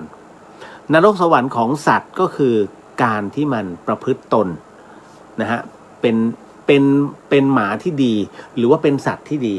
นะฮะไม่เบียดเบียนกันซึ่งกันและกันถามว่าส่วนใหญ่แล้วหมาเขาก็ไม่เบียดเบียนซึ่งกันและกันนะคุณถูกไหมก็เขาก็อยู่กันเป็นหมู่นะฮะเป็นพวกเป็นพ้องจริงๆนะครับดังนั้นเนี่ยเราจะรู้ได้อย่างไรรู้ไม่ได้เลยพฤติกรรมหมาก็คือพฤติกรรมหมาเรียกกระดิกปากมันก็จะเข้ามาไม่ว่าจะเป็นหมาข้างถนนเหมือนกันหมดมันมีจิตใจที่ดีเพราะว่ามันคุ้นกับคนแต่หมาประเภทไหนล่ะนะฮะที่ดูแล้วมันได้ไปสวรรค์แน่นอนหมาที่ประเภทได้ฟังธรรมได้ใกล้ชิดธรรมนะฮะอันนั้นน่ะแน่นอนที่สุดเพราะฉะนั้นการที่มันร้องโหยหวนมันเกิดจากอาการเจ็บปวดนะฮะหมาไม่รู้หรอกครับว่าพุทโธนะลูกนะฮะฟังนะลูกฟังบทนี้นะลูกนะฮะไม่ทราบหรอกครับแต่หมาได้ยินท่วงทำนองนะฮะท่วงทำนองแล้วก็ตาที่มันเคยเห็นการปฏิบัติของพระที่อยู่รอบๆก่อนจะตายก่อนที่จะป่วยนะฮะเพราะฉะนั้นอาการขาดเรียกว่าหอนแล้วก็ขาดใจตายนั้นน่ะมันเป็นอาการของการเป็นปัจจุบันการเป็นทางโลกการเป็นโรคทางโลกนะฮะแต่ในทางธรรมนั้นในเมื่อมันซึมซับแล้วหมาเนี่ยมันไม่ได้วอกแวกเหมือนคนนะฮะดังนั้นเมื่อมันซึมซับแล้วเนี่ยตัวจิตของมันจะแน่วแน่ของมันอยู่แล้วนะตรงนี้นี่เองนะฮะมันจะทำให้บันดาลขึ้นสวรรค์ของหมาขึ้นสวรรค์ของหมาโดยที่ไม่ได้เกี่ยวกับเรื่องราวของเป็นหมาพระได้ฟังธรรมตลอดไม่เกี่ยวนะขึ้นสวรรค์ของหมานะฮะมันอาจจะกลายเป็นม้าหรือเป็นช้างที่ยิ่งใหญ่นะครับแล้วก็เหมือนกับว่าดูดีสง่านะสง่างามกว่าความเป็นหมานั่นคือสวรรค์ของมันเวลามันเกิดมันก็จะไปอีกสปีชีส์หนึ่งนรกของหมาหรือว่าสัตว์ที่ดุร้ายล่ะแล้วพวกสัตว์ที่จิตตกล่ะนั่นก็คือว่าจากการที่เคยเป็นเสือมันจะกลายเป็นไส้เดือนทันทีตกนรกฮะ ขุมที่แย่ที่สุดไส้เดือนเพราะฉะนั้นเรื่องของนรกสวรรค์ของหมามีนะฮะหลวงพี่พันศกรก็เคยเทศเรื่องราวเหล่านี้นะเพราะฉะนั้นก็คือว่าสวรรค์ของหมาหรือว่าสวรรค์ของสัตว์ก็คือมันอาจจะกลายเป็นม้านะฮะอาจจะกลายเป็นแพะนะครับแม้กระทั่งเป็นนกก็มีนี่แหละแต่ถ้าสมมุติว่านรกของสัตว์นั้นมันจะเกิดมาทีมันจะไม่เป็นตัวนั้นมันจะต่ำกว่านะฮะเพราะฉะนั้นสวรรค์ของหมาเนี่ยนะหรือว่าสัตว์ที่เราคุ้นเคยเนี่ยมันอาจจะตายแล้วก็มาเป็นหมาอีกรอบก็ได้นะฮะแต่น่ารักกว่าเดิมฉลาดกว่าเดิมนะฮะสร้างประโยชน์มากกว่าเดิมนี่ฮะก็เป็นแบบนั้นตลอดนะเพราะฉะนั้นในเรื่องของนรกสวรรค์ของหมานั้นเนี่ยนะฮะมีนะผมก็เคยเล่าเลื่อยหมีไปแล้วเล่าเลื่อยตุ่นยังไอ้ตุ่นอ่ะทบทวนครับตุ่นเนี่ยเป็นหมาพันทาง ตุ่นเป็นหมาพันทางซึ่งอยู่บนวัดฝายหินวัดที่ตั้งสถานี104.5อยู่อะแล้วตุ่นเนี่ยมันเป็นหมาที่แบบคือขนกระจุยอ่ะหมาขนกระจุยคุณเคยเห็นไหมตัวสีน้ำตาลกระจุยปกหน้าหมดเลยนะฮะแต่มันดุนะฮะมันจะกระจุยเฉพาะหน้านะฮะส่วนตัวมันก็พองๆเล็กๆมันจะนอนหน้าสถานี เจ้านายมันตอนนั้นเป็นพระมหาเรียกว่ามหาอานนท์แต่ตอนนี้ศึกไปเป็นตำรวจแล้วนะฮะตอนนั้นเนี่ยท่านอานนท์นั้นเป็นเหมือนกับเป็นอาจารย์เป็นครูสอนบาลีอยู่ที่โรงเรียนบาลีศึกษาที่โรงเรียนสวนดอกนะฮะที่วัดสวนดอกและคราวนี้หลังจากทุกเย็นฮะท่านอานนท์ก็จะเดินกับวัดไฟหินท่านก็จะผ่านตลาดเขาเรียกตลาดต้นพยอมก็จะเจอร้านลูกชิ้นนะฮะท่านก็จะซื้อครั้งหนึ่งเนี่ยซื้อ1 โลแต่1 สัปดาห์จะซื้อแค่กิโลเดียวนะฮะญาติโยมที่ไม่เข้าใจก็คิดว่าพระซื้อกินแต่จริงไม่ใช่ท่านซื้อแต่ท่านไม่สนด้วยว่าใครจะมองท่านยังไงเพราะอยู่ที่ใจท่านก็เดินดิ่งไอ้ตุ่นเนี่ยถ้าพอเห็นท่านอานนท์ถือถุงกระดาษมาปุ๊บจะรู้ทันทีว่ามือนี้กูได้ชุดใหญ่ ท่านอานนท์ก็จะเอาเนี่ยลูกชิ้นเนี่ย1 กิโลให้มันกินเรียบเลยนะฮะด้วยความอร่อยท่านก็บอก1 อาทิตย์ผมให้มัน1 ถุงพอนั่นน่ะแต่ที่เหลือก็คลุกข้าวให้ตามปกติไอ้ตุ่นจึงรักมหาอานนท์มากตอนนั้นจนกระทั่งวันหนึ่งฮะปรากฏว่าก่อนผมบวชไม่กี่วันมหาอานนท์นั้นเข้ากรุงเทพเพราะว่าต้องมาดูแลโยมแม่เหมือนผมอะที่บางนาแล้วได้ข่าวล่ำๆว่าท่านศึกเพราะว่าโยมแม่ขอนะฮะคราวนี้เป็นช่วงจังหวะที่ผมบวชพอดีในขณะนั้นเนี่ยหลังจากที่ได้ข่าวท่านอานนท์ศึกประมาณสักสัปดาห์หนึ่งผมก็ขึ้นจัดรายการนี้บนสถานีตลอดเวลาคุณผู้ฟังครับไอ้ตุ่นนี่นะมันมีนิสัยอย่างหนึ่งครับเวลาพระสวดมนต์ทำวัดมันก็จะไปเรียบเคียงตรงวิหารเพื่อฟังนะบางทีมันก็เดินไปอยู่ตรงหน้าศาลาหน้าวิหารนะฮะฟังพระสวดทำวัดเช้าเลยนะแล้วก็ทำวัดเย็นที่ผมรู้เพราะว่าเป็นจังหวะที่ผมบวชพอดีแล้วไม่ว่าจะทำอะไรก็ตามเนี่ยผมจะสังเกตตุ่นตลอดเวลาว่าทำไมมันยืนอยู่หน้าวัดตลอดเวลาผมก็เลยถามก็มาได้คำตอบว่าไอ้ตุ่นเนี่ยมันยืนรออานนท์นะฮะทั้งที่อานนท์เนี่ยไม่กลับมาอีกแล้วนะฮะไม่กลับมาอีกแล้วแต่ตุ่นเนี่ยยังยืนรออยู่อานนท์ไม่รู้เรื่องผมก็พยายามจะบอกทางเฟซแต่มันก็ไม่ใช่หน้าที่ของเรานะผมก็ถือว่ามันเป็นกรรมของตุ่นแต่คราวนี้ทุกครั้งเวลาผมจัดรายการเสร็จผมก็เรียกตุ่นมันนอนหมอบอยู่ตรงนั้นนะมันไม่ไปไหนจริงนะผมถึงเข้าใจสัญชาตญาณเวลาสัตว์มันรักของมันจริงๆตุ่นมานี่ลูกตุ่นก็วิ่งดุกหางตกครับผมก็ลูบหัวมันเป็นพระมันเป็นหมาตัวผู้ นะอานนท์ไม่มาแล้วนะนั่นน่ะเขาศึกแล้ว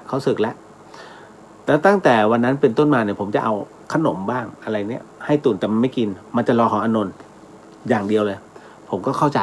นะเป็นคนที่เข้าใจหมา แล้วผมก็จะสวดมนต์ทำวัดเย็นมันก็จะมานอน คือมันเหมือนหาเพื่อนอ่ะไอ้ตุ่นมันก็คันก็วิ่งสี่ขามาแล้วก็มานอนตรงวิหารมาฟังผมทำวัดเย็นหลังจากนั้นเสร็จปุ๊บจัดรายการเสร็จตีสามพอตีสามเสร็จปุ๊บผมก็จะนอนที่สถานีเลยพระอาจารย์วิศวัฒน์ท่านก็อยู่นะฮะผมก็จะนอนตรงที่จัดรายการเนี่ยพอตื่นขึ้นมาสักตีสี่ผมก็ไปทำวัดไอ้ตุ่นก็เดินตามนะฮะแล้วพอทำวัดเสร็จปุ๊บผมก็กลับมา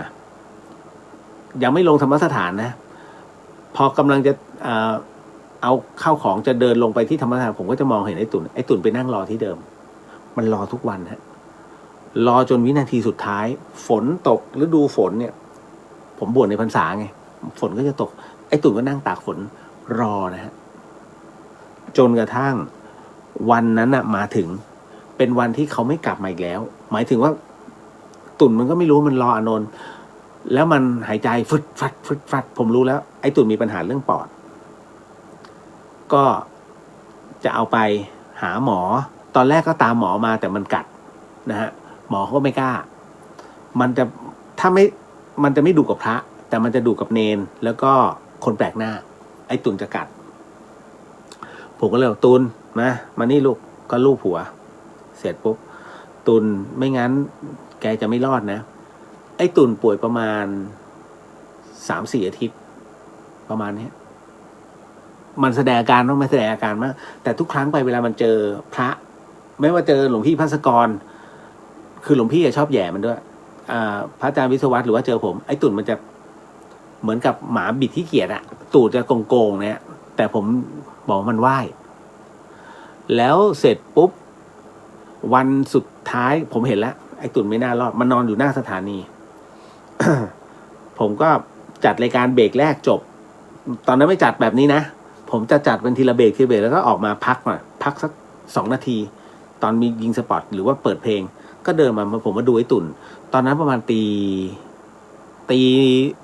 เกือบตี 2ก็ดูมันก็นอนนะฝนก็พำไปผมก็เลยบอกพระอาจารย์บอกว่าพระอาจารย์ผมว่ามันไม่รอดแล้วล่ะพระอาจารย์ก็พยักหน้าเสร็จปุ๊บผมก็จัดรายการต่อจนตี 3ผมออกมาดูมันผมก็ยืนแผ่เมตตาให้สักพักมันดิ้นเนี่ยจึ๊กชัก2 ครั้งไปเลยผมก็รู้แล้วก็เลยบอกพระอาจารย์ปันไปแล้วนะผมพอดีแผ่เมตตาให้พอดี พอเสร็จปุ๊บก็เอาผ้าคลุมหน้าตุ่นแล้วก็เป็นที่เหลือก็เป็นหน้าที่ของน้องเนนจัดการฝังมันรอจนวินาทีสุดท้ายคุณผู้ฟังครับพอถึงตรงเนี้ยคุณผู้ฟังคิดว่าไอ้ตุ่นเนี่ยมันขึ้นหรือลงที่ผมเล่าเรื่องนี้ให้ฟังเนี่ยเพราะว่ามันเป็นกึ่งอุทาหรณ์มากความจงรักภักดีตุ่นมีเต็มร้อยความรักต่อเจ้านายเก่ามันเลยนะนั่นคืออานนท์นายเก่าผมแค่เป็นคนที่ผ่านไปในชีวิตมันแป๊บเดียวความรักมันเต็มร้อยนะฮะที่สำคัญคือมันเนี่ยไม่ว่าจะอะไรจะเกิดขึ้นมันมีความภักดีจนตายแต่ในขณะเดียวกันอีกหนึ่งจิตของมันเนี่ยมันฟังธรรมวัดเช้าทำวัดเย็นของพระมันไปนั่งฟังตลอดเวลาเพราะฉะนั้นตุ่นจึงมีจิตอันเป็นกุศลการที่ตุ่นตายจากอานนท์ไปคือหมดวาระแห่งกรรมซึ่งกันและกันเขาเกิดมาเพื่อชดใช้ให้อานนท์นี่คือนิสัยของนี่เขาเรียกว่าตัวกรรมเนี่ยมันตัดทันทีเพราะฉะนั้นฉันชดใช้ให้แกแล้วนะเป็นอันจบกันหลังจากนั้นเสร็จปุ๊บเมื่อตุ่นตายไปตุ่นขึ้นนะครับนะด้วยสิ่งที่เป็นอยู่เขาขึ้นแล้วเขาเปลี่ยนภพภูมิทันทีนะฮะจะเป็นคนหรือว่าจะเป็นหมาที่สง่างามต่อไปในอนาคตเป็นเรื่องของเขาและเป็นเรื่องที่ข้างบนเขาตัดสิน ไม่เกี่ยวเป็นเรื่องของจิตล้วนๆเลยฮะนะที่ผมกำลังพูดถึงเนี่ยเพราะว่าจิตแห่งความดีงามฮะมันจะเป็นการผ่องใสและบริสุทธิ์แม้มันจะเป็นสัตว์เดรัจฉานนี่แหละครับเพราะฉะนั้นผมถึงได้บอกว่าอะไรที่สำคัญมากที่สุดวาระจิตสุดท้ายของคนเราจงทำให้มีความภักดีเข้าไว้จงทำให้มีความเมตตาเข้าไว้จงทำให้มันว่างเข้าไว้นะและสุดท้ายก็คือจงระลึกในคุณงามความดีเข้าไว้ขึ้นแน่ๆ100%นะฮะเป็นเรื่องราวสั้นๆแต่ดูแล้วไม่สั้นนะ นะฮะก็เป็นเรื่องของตุ่นนะฮะผมจะมีเรื่องของไอ้ดำวัดผาลาด1ตัวไอ้ตุ่นนะของวัดผาหิน1ตัวไอ้เจ้าหมีธรรมสถาน1ตัวและตัวสุดท้ายก็คือหูตั้งนี่ผมยังไม่รวมเรื่องของย่าเหลนะถ้าใครที่อยู่นครปฐมจะรู้เรื่องราวของย่าเหลเขียนไว้เลยย่าเหลเป็นหมาประจำรัชกาลที่6ฮะคุณผู้ฟังนะฮะด้วยความที่ย่าเหลเป็นหมาพันธุ์เทศเก็บมาเนี่ยเป็นหมาชาวบ้านเลยแล้วก็ถูกพระทัยขององค์พระบาทสมเด็จพระมงกุฎเกล้าเจ้าอยู่หัวเนี่ยท่านก็เลยรับมาเลี้ยงตั้งชื่อมันย่าเหลนะครับทำอะไรก็ตามคือเมื่อก่อนนี้พระเจ้าอยู่หัวจะสำเร็จราชการนะฮะตรวจราชการเองทั้งหมดพระองค์จึงมีความเครียดก็ได้ย่าเหลเนี่ยเข้ามานะฮะทำให้ท่านรู้สึกผ่อนคลายพระองค์รู้สึกผ่อนคลายก็รักย่าเหลจนกระทั่งแต่งตั้งอวยยศให้ย่าเหลนะฮะจนกระทั่งตำแหน่งสุดท้ายย่าเหลเนี่ยเป็นถึงอมาตย์ถ้าจำไม่ผิดนะเป็นถึงอมาตย์นะฮะแล้วองค์พระบาทสมเด็จพระมงกุฎเกล้าเจ้าอยู่หัวเนี่ยท่านทรงพระราชดำเนินไปต่างจังหวัดย่าเหลจึงอยู่ที่วังสนามจันทร์เนี่ยอยู่แค่ตัวเดียวเลยนะฮะและคราวนี้เนี่ยด้วยความที่มันเป็นหมาทรงโปรดประจำพระองค์มันก็เลยทำให้มันมีหมู่ข้าราชบริพารบางคนไม่พอใจก็เลยเกิดการวางยาย่าเหลท้ายที่สุดแล้วเนี่ยเห็นไหมฮะย่าเหลก็ตายหลังจากนั้นเนี่ยในหลวงรัชกาลที่6พระบาทสมเด็จพระมงกุฎเกล้าเจ้าอยู่หัวท่านพระองค์ทรงทราบเรื่องของย่าเหลเสียชีวิตท่านก็เสียใจมากฮะก็รีบกลับมาที่วังนะฮะพอมาถึงที่วังเสร็จปุ๊บเนี่ยพระองค์แต่งกลอนอันหนึ่งขึ้นมาไพเราะมากไปหาอ่านผมจำไม่ได้แล้วแต่ประหนึ่งว่าเพื่อนแท้เพื่อนยากเพื่อนแท้เพื่อนยามยากแล้วก็อะไรประมาณก็คือเจ้านะฮะเราจะเศร้าเราจะโศกเราก็มีเจ้าคอยอยู่เคียงข้างตลอดเวลาอะไรประมาณนี้คือเขียนให้ย่าเหลโดยเฉพาะเพราะมากครับนะที่แล้วพระองค์ท่านก็เลยสั่งให้สร้างอนุสาวรีย์ย่าเหลขึ้นที่หน้าพระราชวังสนามจันทร์จนถึงปัจจุบันนี้ฮะที่นครปฐม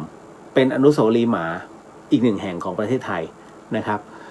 ผมไม่มั่นใจว่ากระดูกย่าเหลนั้นอยู่ที่อนุสาวรีย์นั้นหรือเปล่า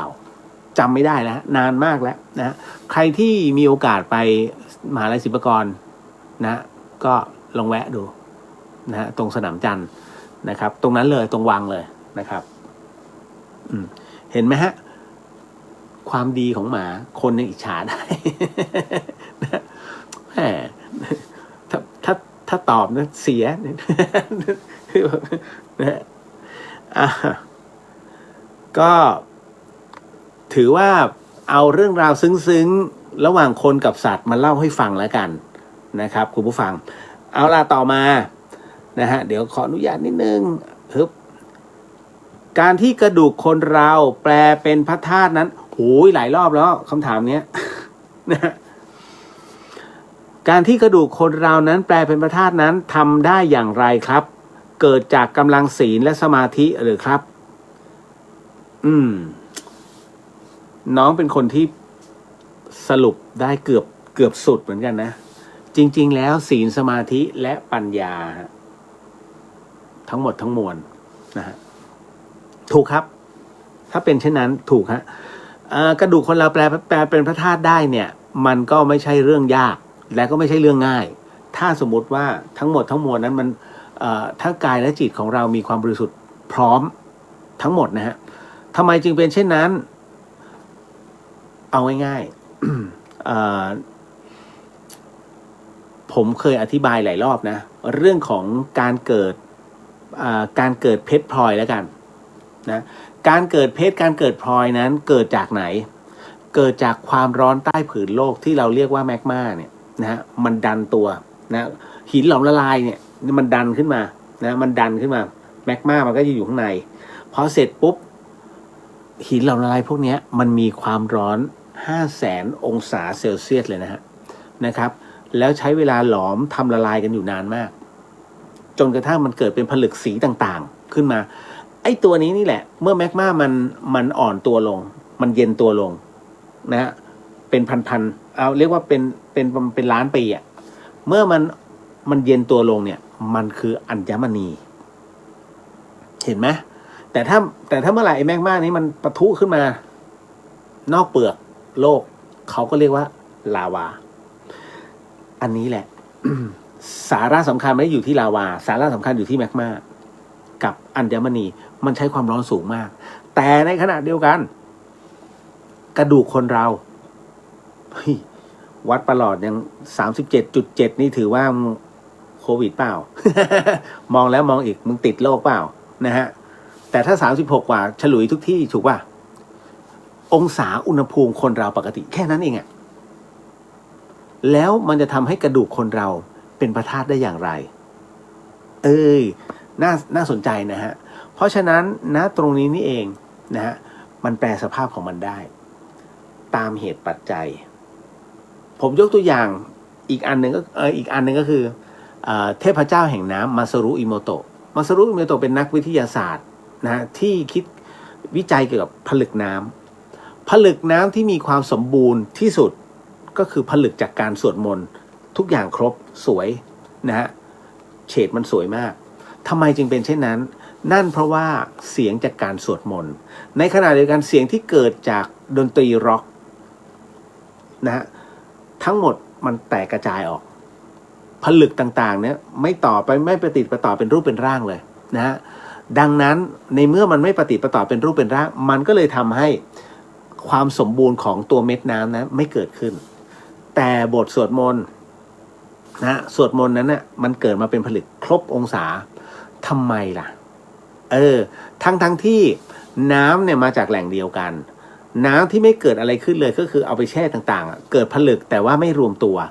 น้ำที่เกิดจากดนตรีร็อกนะฮะเกิดเป็นผลึกแต่เป็นผลึกที่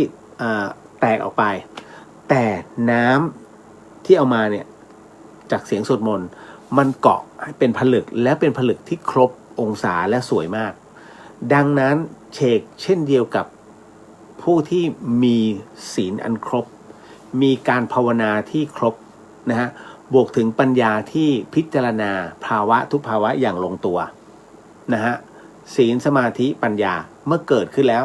คราวนี้อะไรฮะขึ้นมาตึ้งบรรลุสิณตรงนี้นั่นเองเมื่อบรรลุเสร็จปุ๊บเนี่ยมันมีการฟอกธาตุขันธ์เกิดขึ้น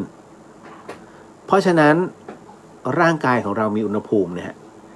ถ้าไม่เชื่อกำลังนั่งอยู่ยกตูดขึ้นนิดนึงแล้วเอามือไปอังดูที่พื้นเห็นไหมมันมีพลังความร้อนอยู่นะฮะเพราะฉะนั้นเนี่ยเวลาเรานั่งสมาธิหรืออะไรก็ตามนะครูบาอาจารย์เนี่ยพ่อแม่ครูบาอาจารย์จึงเป็นผู้ที่ฟอกธาตุขันธ์อยู่ทุกเวลาฮะนั่นนะฮะพอถึง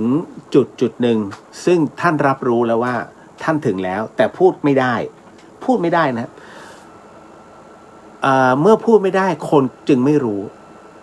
อ้าวแล้วทำไมท่านไม่พูดไม่ได้ฮะพูดถือว่าอวดวิเศษ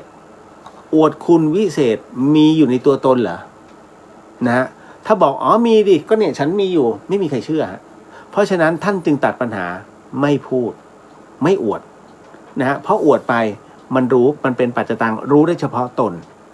ใครจะมารู้กับเรา นะฮะสมมุติว่ามีพระรูปอื่นรู้พวกเดียวกันเห็นไหมฮะมันก็จะไปเป็นแพรแล้วมันไม่เพราะฉะนั้นไม่พูดดีกว่านั่นแหละครับนั่นคือการบรรลุของท่านเพราะฉะนั้นทั้งหมดทั้งมวลเนี่ยจึงรวมกันนี่แหละฮะเก็ตนะแต่จริงก็ค่อนข้างใช้เวลาพอสมควรนะครับแล้วก็ครูบาอาจารย์ก็เกือบทุกรูปนะฮะที่เคร่งในเรื่องของพระวินัยแล้วก็การวิปัสสนาทั้งหลายเนี่ยนะส่วนใหญ่แล้วแม้ยังไม่ละสังขารก็รวมตัวกันเป็นพระธาตุนะอย่างเมื่อก่อนนี้ของครูบาหม่อนเจ้าดวงดีวัดยติโกแห่งวัดบ้านฟ่อนเนี่ยเป็นพระบ้านเลยคุณท่านก็ปรงผมมาเนี่ยผมท่านเป็นพระธาตุนะเป็นกระจุกแล้วเป็นพระธาตุแต่ไม่พูดกันเพราะครูบาสั่งเอาไว้ถามท่านจิมก็ได้ฮะนะฮะและรูปนั้นเนี่ยถูกขโมยไปแล้วรูปพระธาตุที่ถ่ายไว้ถูกขโมยไปแล้วหลวงพี่จิมท่านก็บอกนะอันเนี้ยเห็นไหมก็เลยยกตัวอย่างปัจจุบันยังมีครูบาอาจารย์ที่มีธาตุสังขารอยู่นะฮะสาธุกับทุกท่านนะฮะที่ร่วมโมทนาปัจจัยนะครับแล้วก็เรียกว่าอนุเคราะห์ค่าห้องแล้วก็ค่ารักษาพยาบาลของหลวงปู่สังสังกิจโจวัดป่าอาจารย์ตื้อเพราะว่าหลวงปู่สังนั้นท่านเป็นหลานของหลวงปู่ตื้อโดยแท้ผมจะบอกว่ากล้าที่จะพูดว่าท่านเป็นอีกหนึ่งพระสุปฏิปันโนของภาคเหนือจริงๆผมเขียนไปแล้วพูดไปแล้วก็ต้องบอกตามวาระนะฮะมีโอกาสไปกราบกันนะฮะแต่ว่าช่วงนี้ช่วงโควิดท่านปิดวัดฮะแต่ถ้ามีโอกาสเมื่อไหร่ที่เปิดเนี่ยแนะนำฮะนะครับก็พอเห็นท่านป่วยแล้วมันใจไม่ดีนะครูบาอาจารย์ท่านจะรู้กันว่ารูปนี้เนี่ยได้ท่านอยู่ในธรรมชั้นไหนแล้วนะครับ ก็อีกหลายๆท่านน่ะที่ส่งข้อความมาแล้วก็ถามแล้วอยากจะไปกราบผมก็บอกหมดแล้ว นะยิ่งบังเลยนะอายุ128 ปีฮะไม่รู้ใช่ไหมไม่บอกว่าชื่อหลวงพ่ออะไรนะครับยังแข็งแรงอยู่เลยแต่ว่าคุณต้องพูดเป็นภาษาต่างประเทศนะเพราะว่าหลวงปู่รูปนี้เนี่ยหลวงปู่มั่นเป็นพระอุปชาให้นะฮะรูปเดียวเลยนะครับ ยังมีธาตุขันธ์อยู่ฮะนะครับเอาละอันนี้จบแล้วนะในเรื่องของกระดูกคนเราแปลเป็นพระธาตุนะครับต่อมายิ่งนับวัน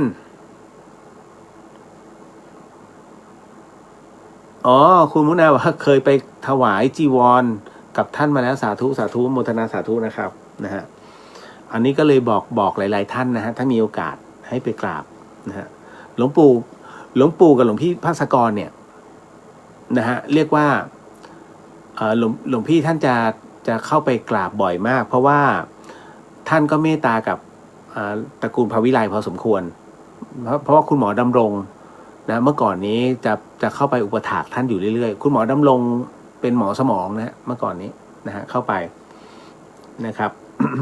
พอบอกมาจากธรรมสถานปุ๊บท่านก็จะถามแล้วเหรอพระภาสกรเหรออะไรประมาณนี้ครับประมาณนั้นนะเอาละคำถามสุดท้ายแล้วกันยิ่งนับวันคนยิ่งเห็นแก่ตัวกันมากขึ้นเอาเปรียบมากขึ้นเราไม่มีวิธีแก้นิสัยคนเหล่านี้หรือคะโอ้โหยากครับคุณดูสิทั่วทุกหย่อมหญ้านะฮะคุณจำไว้อย่างนะฮะคนเราเนี่ยที่เห็นแก่ตัวเพราะอะไรปากท้องทั้งหมดเกี่ยวกับเรื่องเงินทั้งนั้นเลยฮะผมเองก็ไม่อยากจะ เหมือนกับว่าเราไม่อยากใช้คำว่าเราสอนเขาคงจะไม่ใช่เรียกว่าผมชี้ให้เห็นคำพูดดีกว่านะฮะชี้ให้ฟังคำพูดนี้นะฮะบอกว่าถ้าเราจะบอกไงดี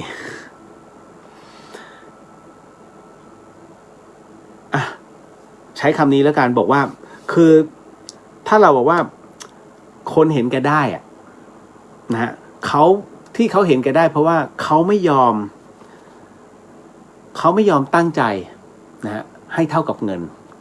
คุณเข้าใจคำนี้ไหมฮะไม่ยอม ตั้งใจของตนเนี่ยให้เท่ากับเงินแต่จะเอาเงินเนี่ยให้เท่ากับใจเขาทำไมจึงเป็นเช่นนั้นเพราะว่าการที่เราเอาใจของเราเนี่ยไปเท่ากับเงินนั่นหมายถึงว่าเงินคุณมีอยู่เท่าไหร่ใจคุณตั้งอยู่แค่นั้นพอใจคุณตั้งอยู่แค่นั้นพอเนี่ยความโลภไม่เกิดเพราะฉันพอใจแล้วมีเงินตอนนี้ประทังอยู่5 บาทไปฝันอยากได้สัก100 ล้านอย่างเงี้ยถามว่าทำได้ไหมมันไม่ได้หรอกยังไงก็ไม่ได้อันนั้นคือคุณต้องกำลังเอาเงินเนี่ยไปเข้ากับค่าของใจเพราะใจคุณตั้งเยอะเหมือนกับเอาง่ายๆผู้ที่กุมอำนาจนะเอานักการเมืองแล้วกันนักการเมืองส่วนใหญ่จะตั้งค่าเงินนะจะตั้งใจเอาไว้แล้วเอาค่าเงินเนี่ยพยายามจะหาเงินเนี่ยให้เข้ากับค่าของใจที่ตั้งเอาไว้แต่ไม่ยอมเอาใจเนี่ยตัวเองเนี่ยไปเข้ากับจำนวนเงินที่ตนมีอยู่เป็นพอเพราะฉะนั้นเนี่ยเราก็จึงเห็นการทุจริตอยู่เรื่อยๆกี่ปีผ่านไปนะฮะ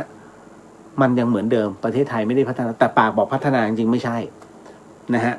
ลองดูดิฮะลองดูดีๆนะครับเพราะฉะนั้นอันนี้แหละที่มันทำให้คนเห็นแก่ตัวแล้วก็เอาเปรียบกันมากขึ้นนะฮะก็คือรักษาใจของเราดีกว่าเขาเรียกว่าเมื่อคนหมู่มากกำจัดออกไม่ได้งั้นเอาคนหมู่น้อยกำจัดออกแล้วกันนะฮะวันนี้เนี่ย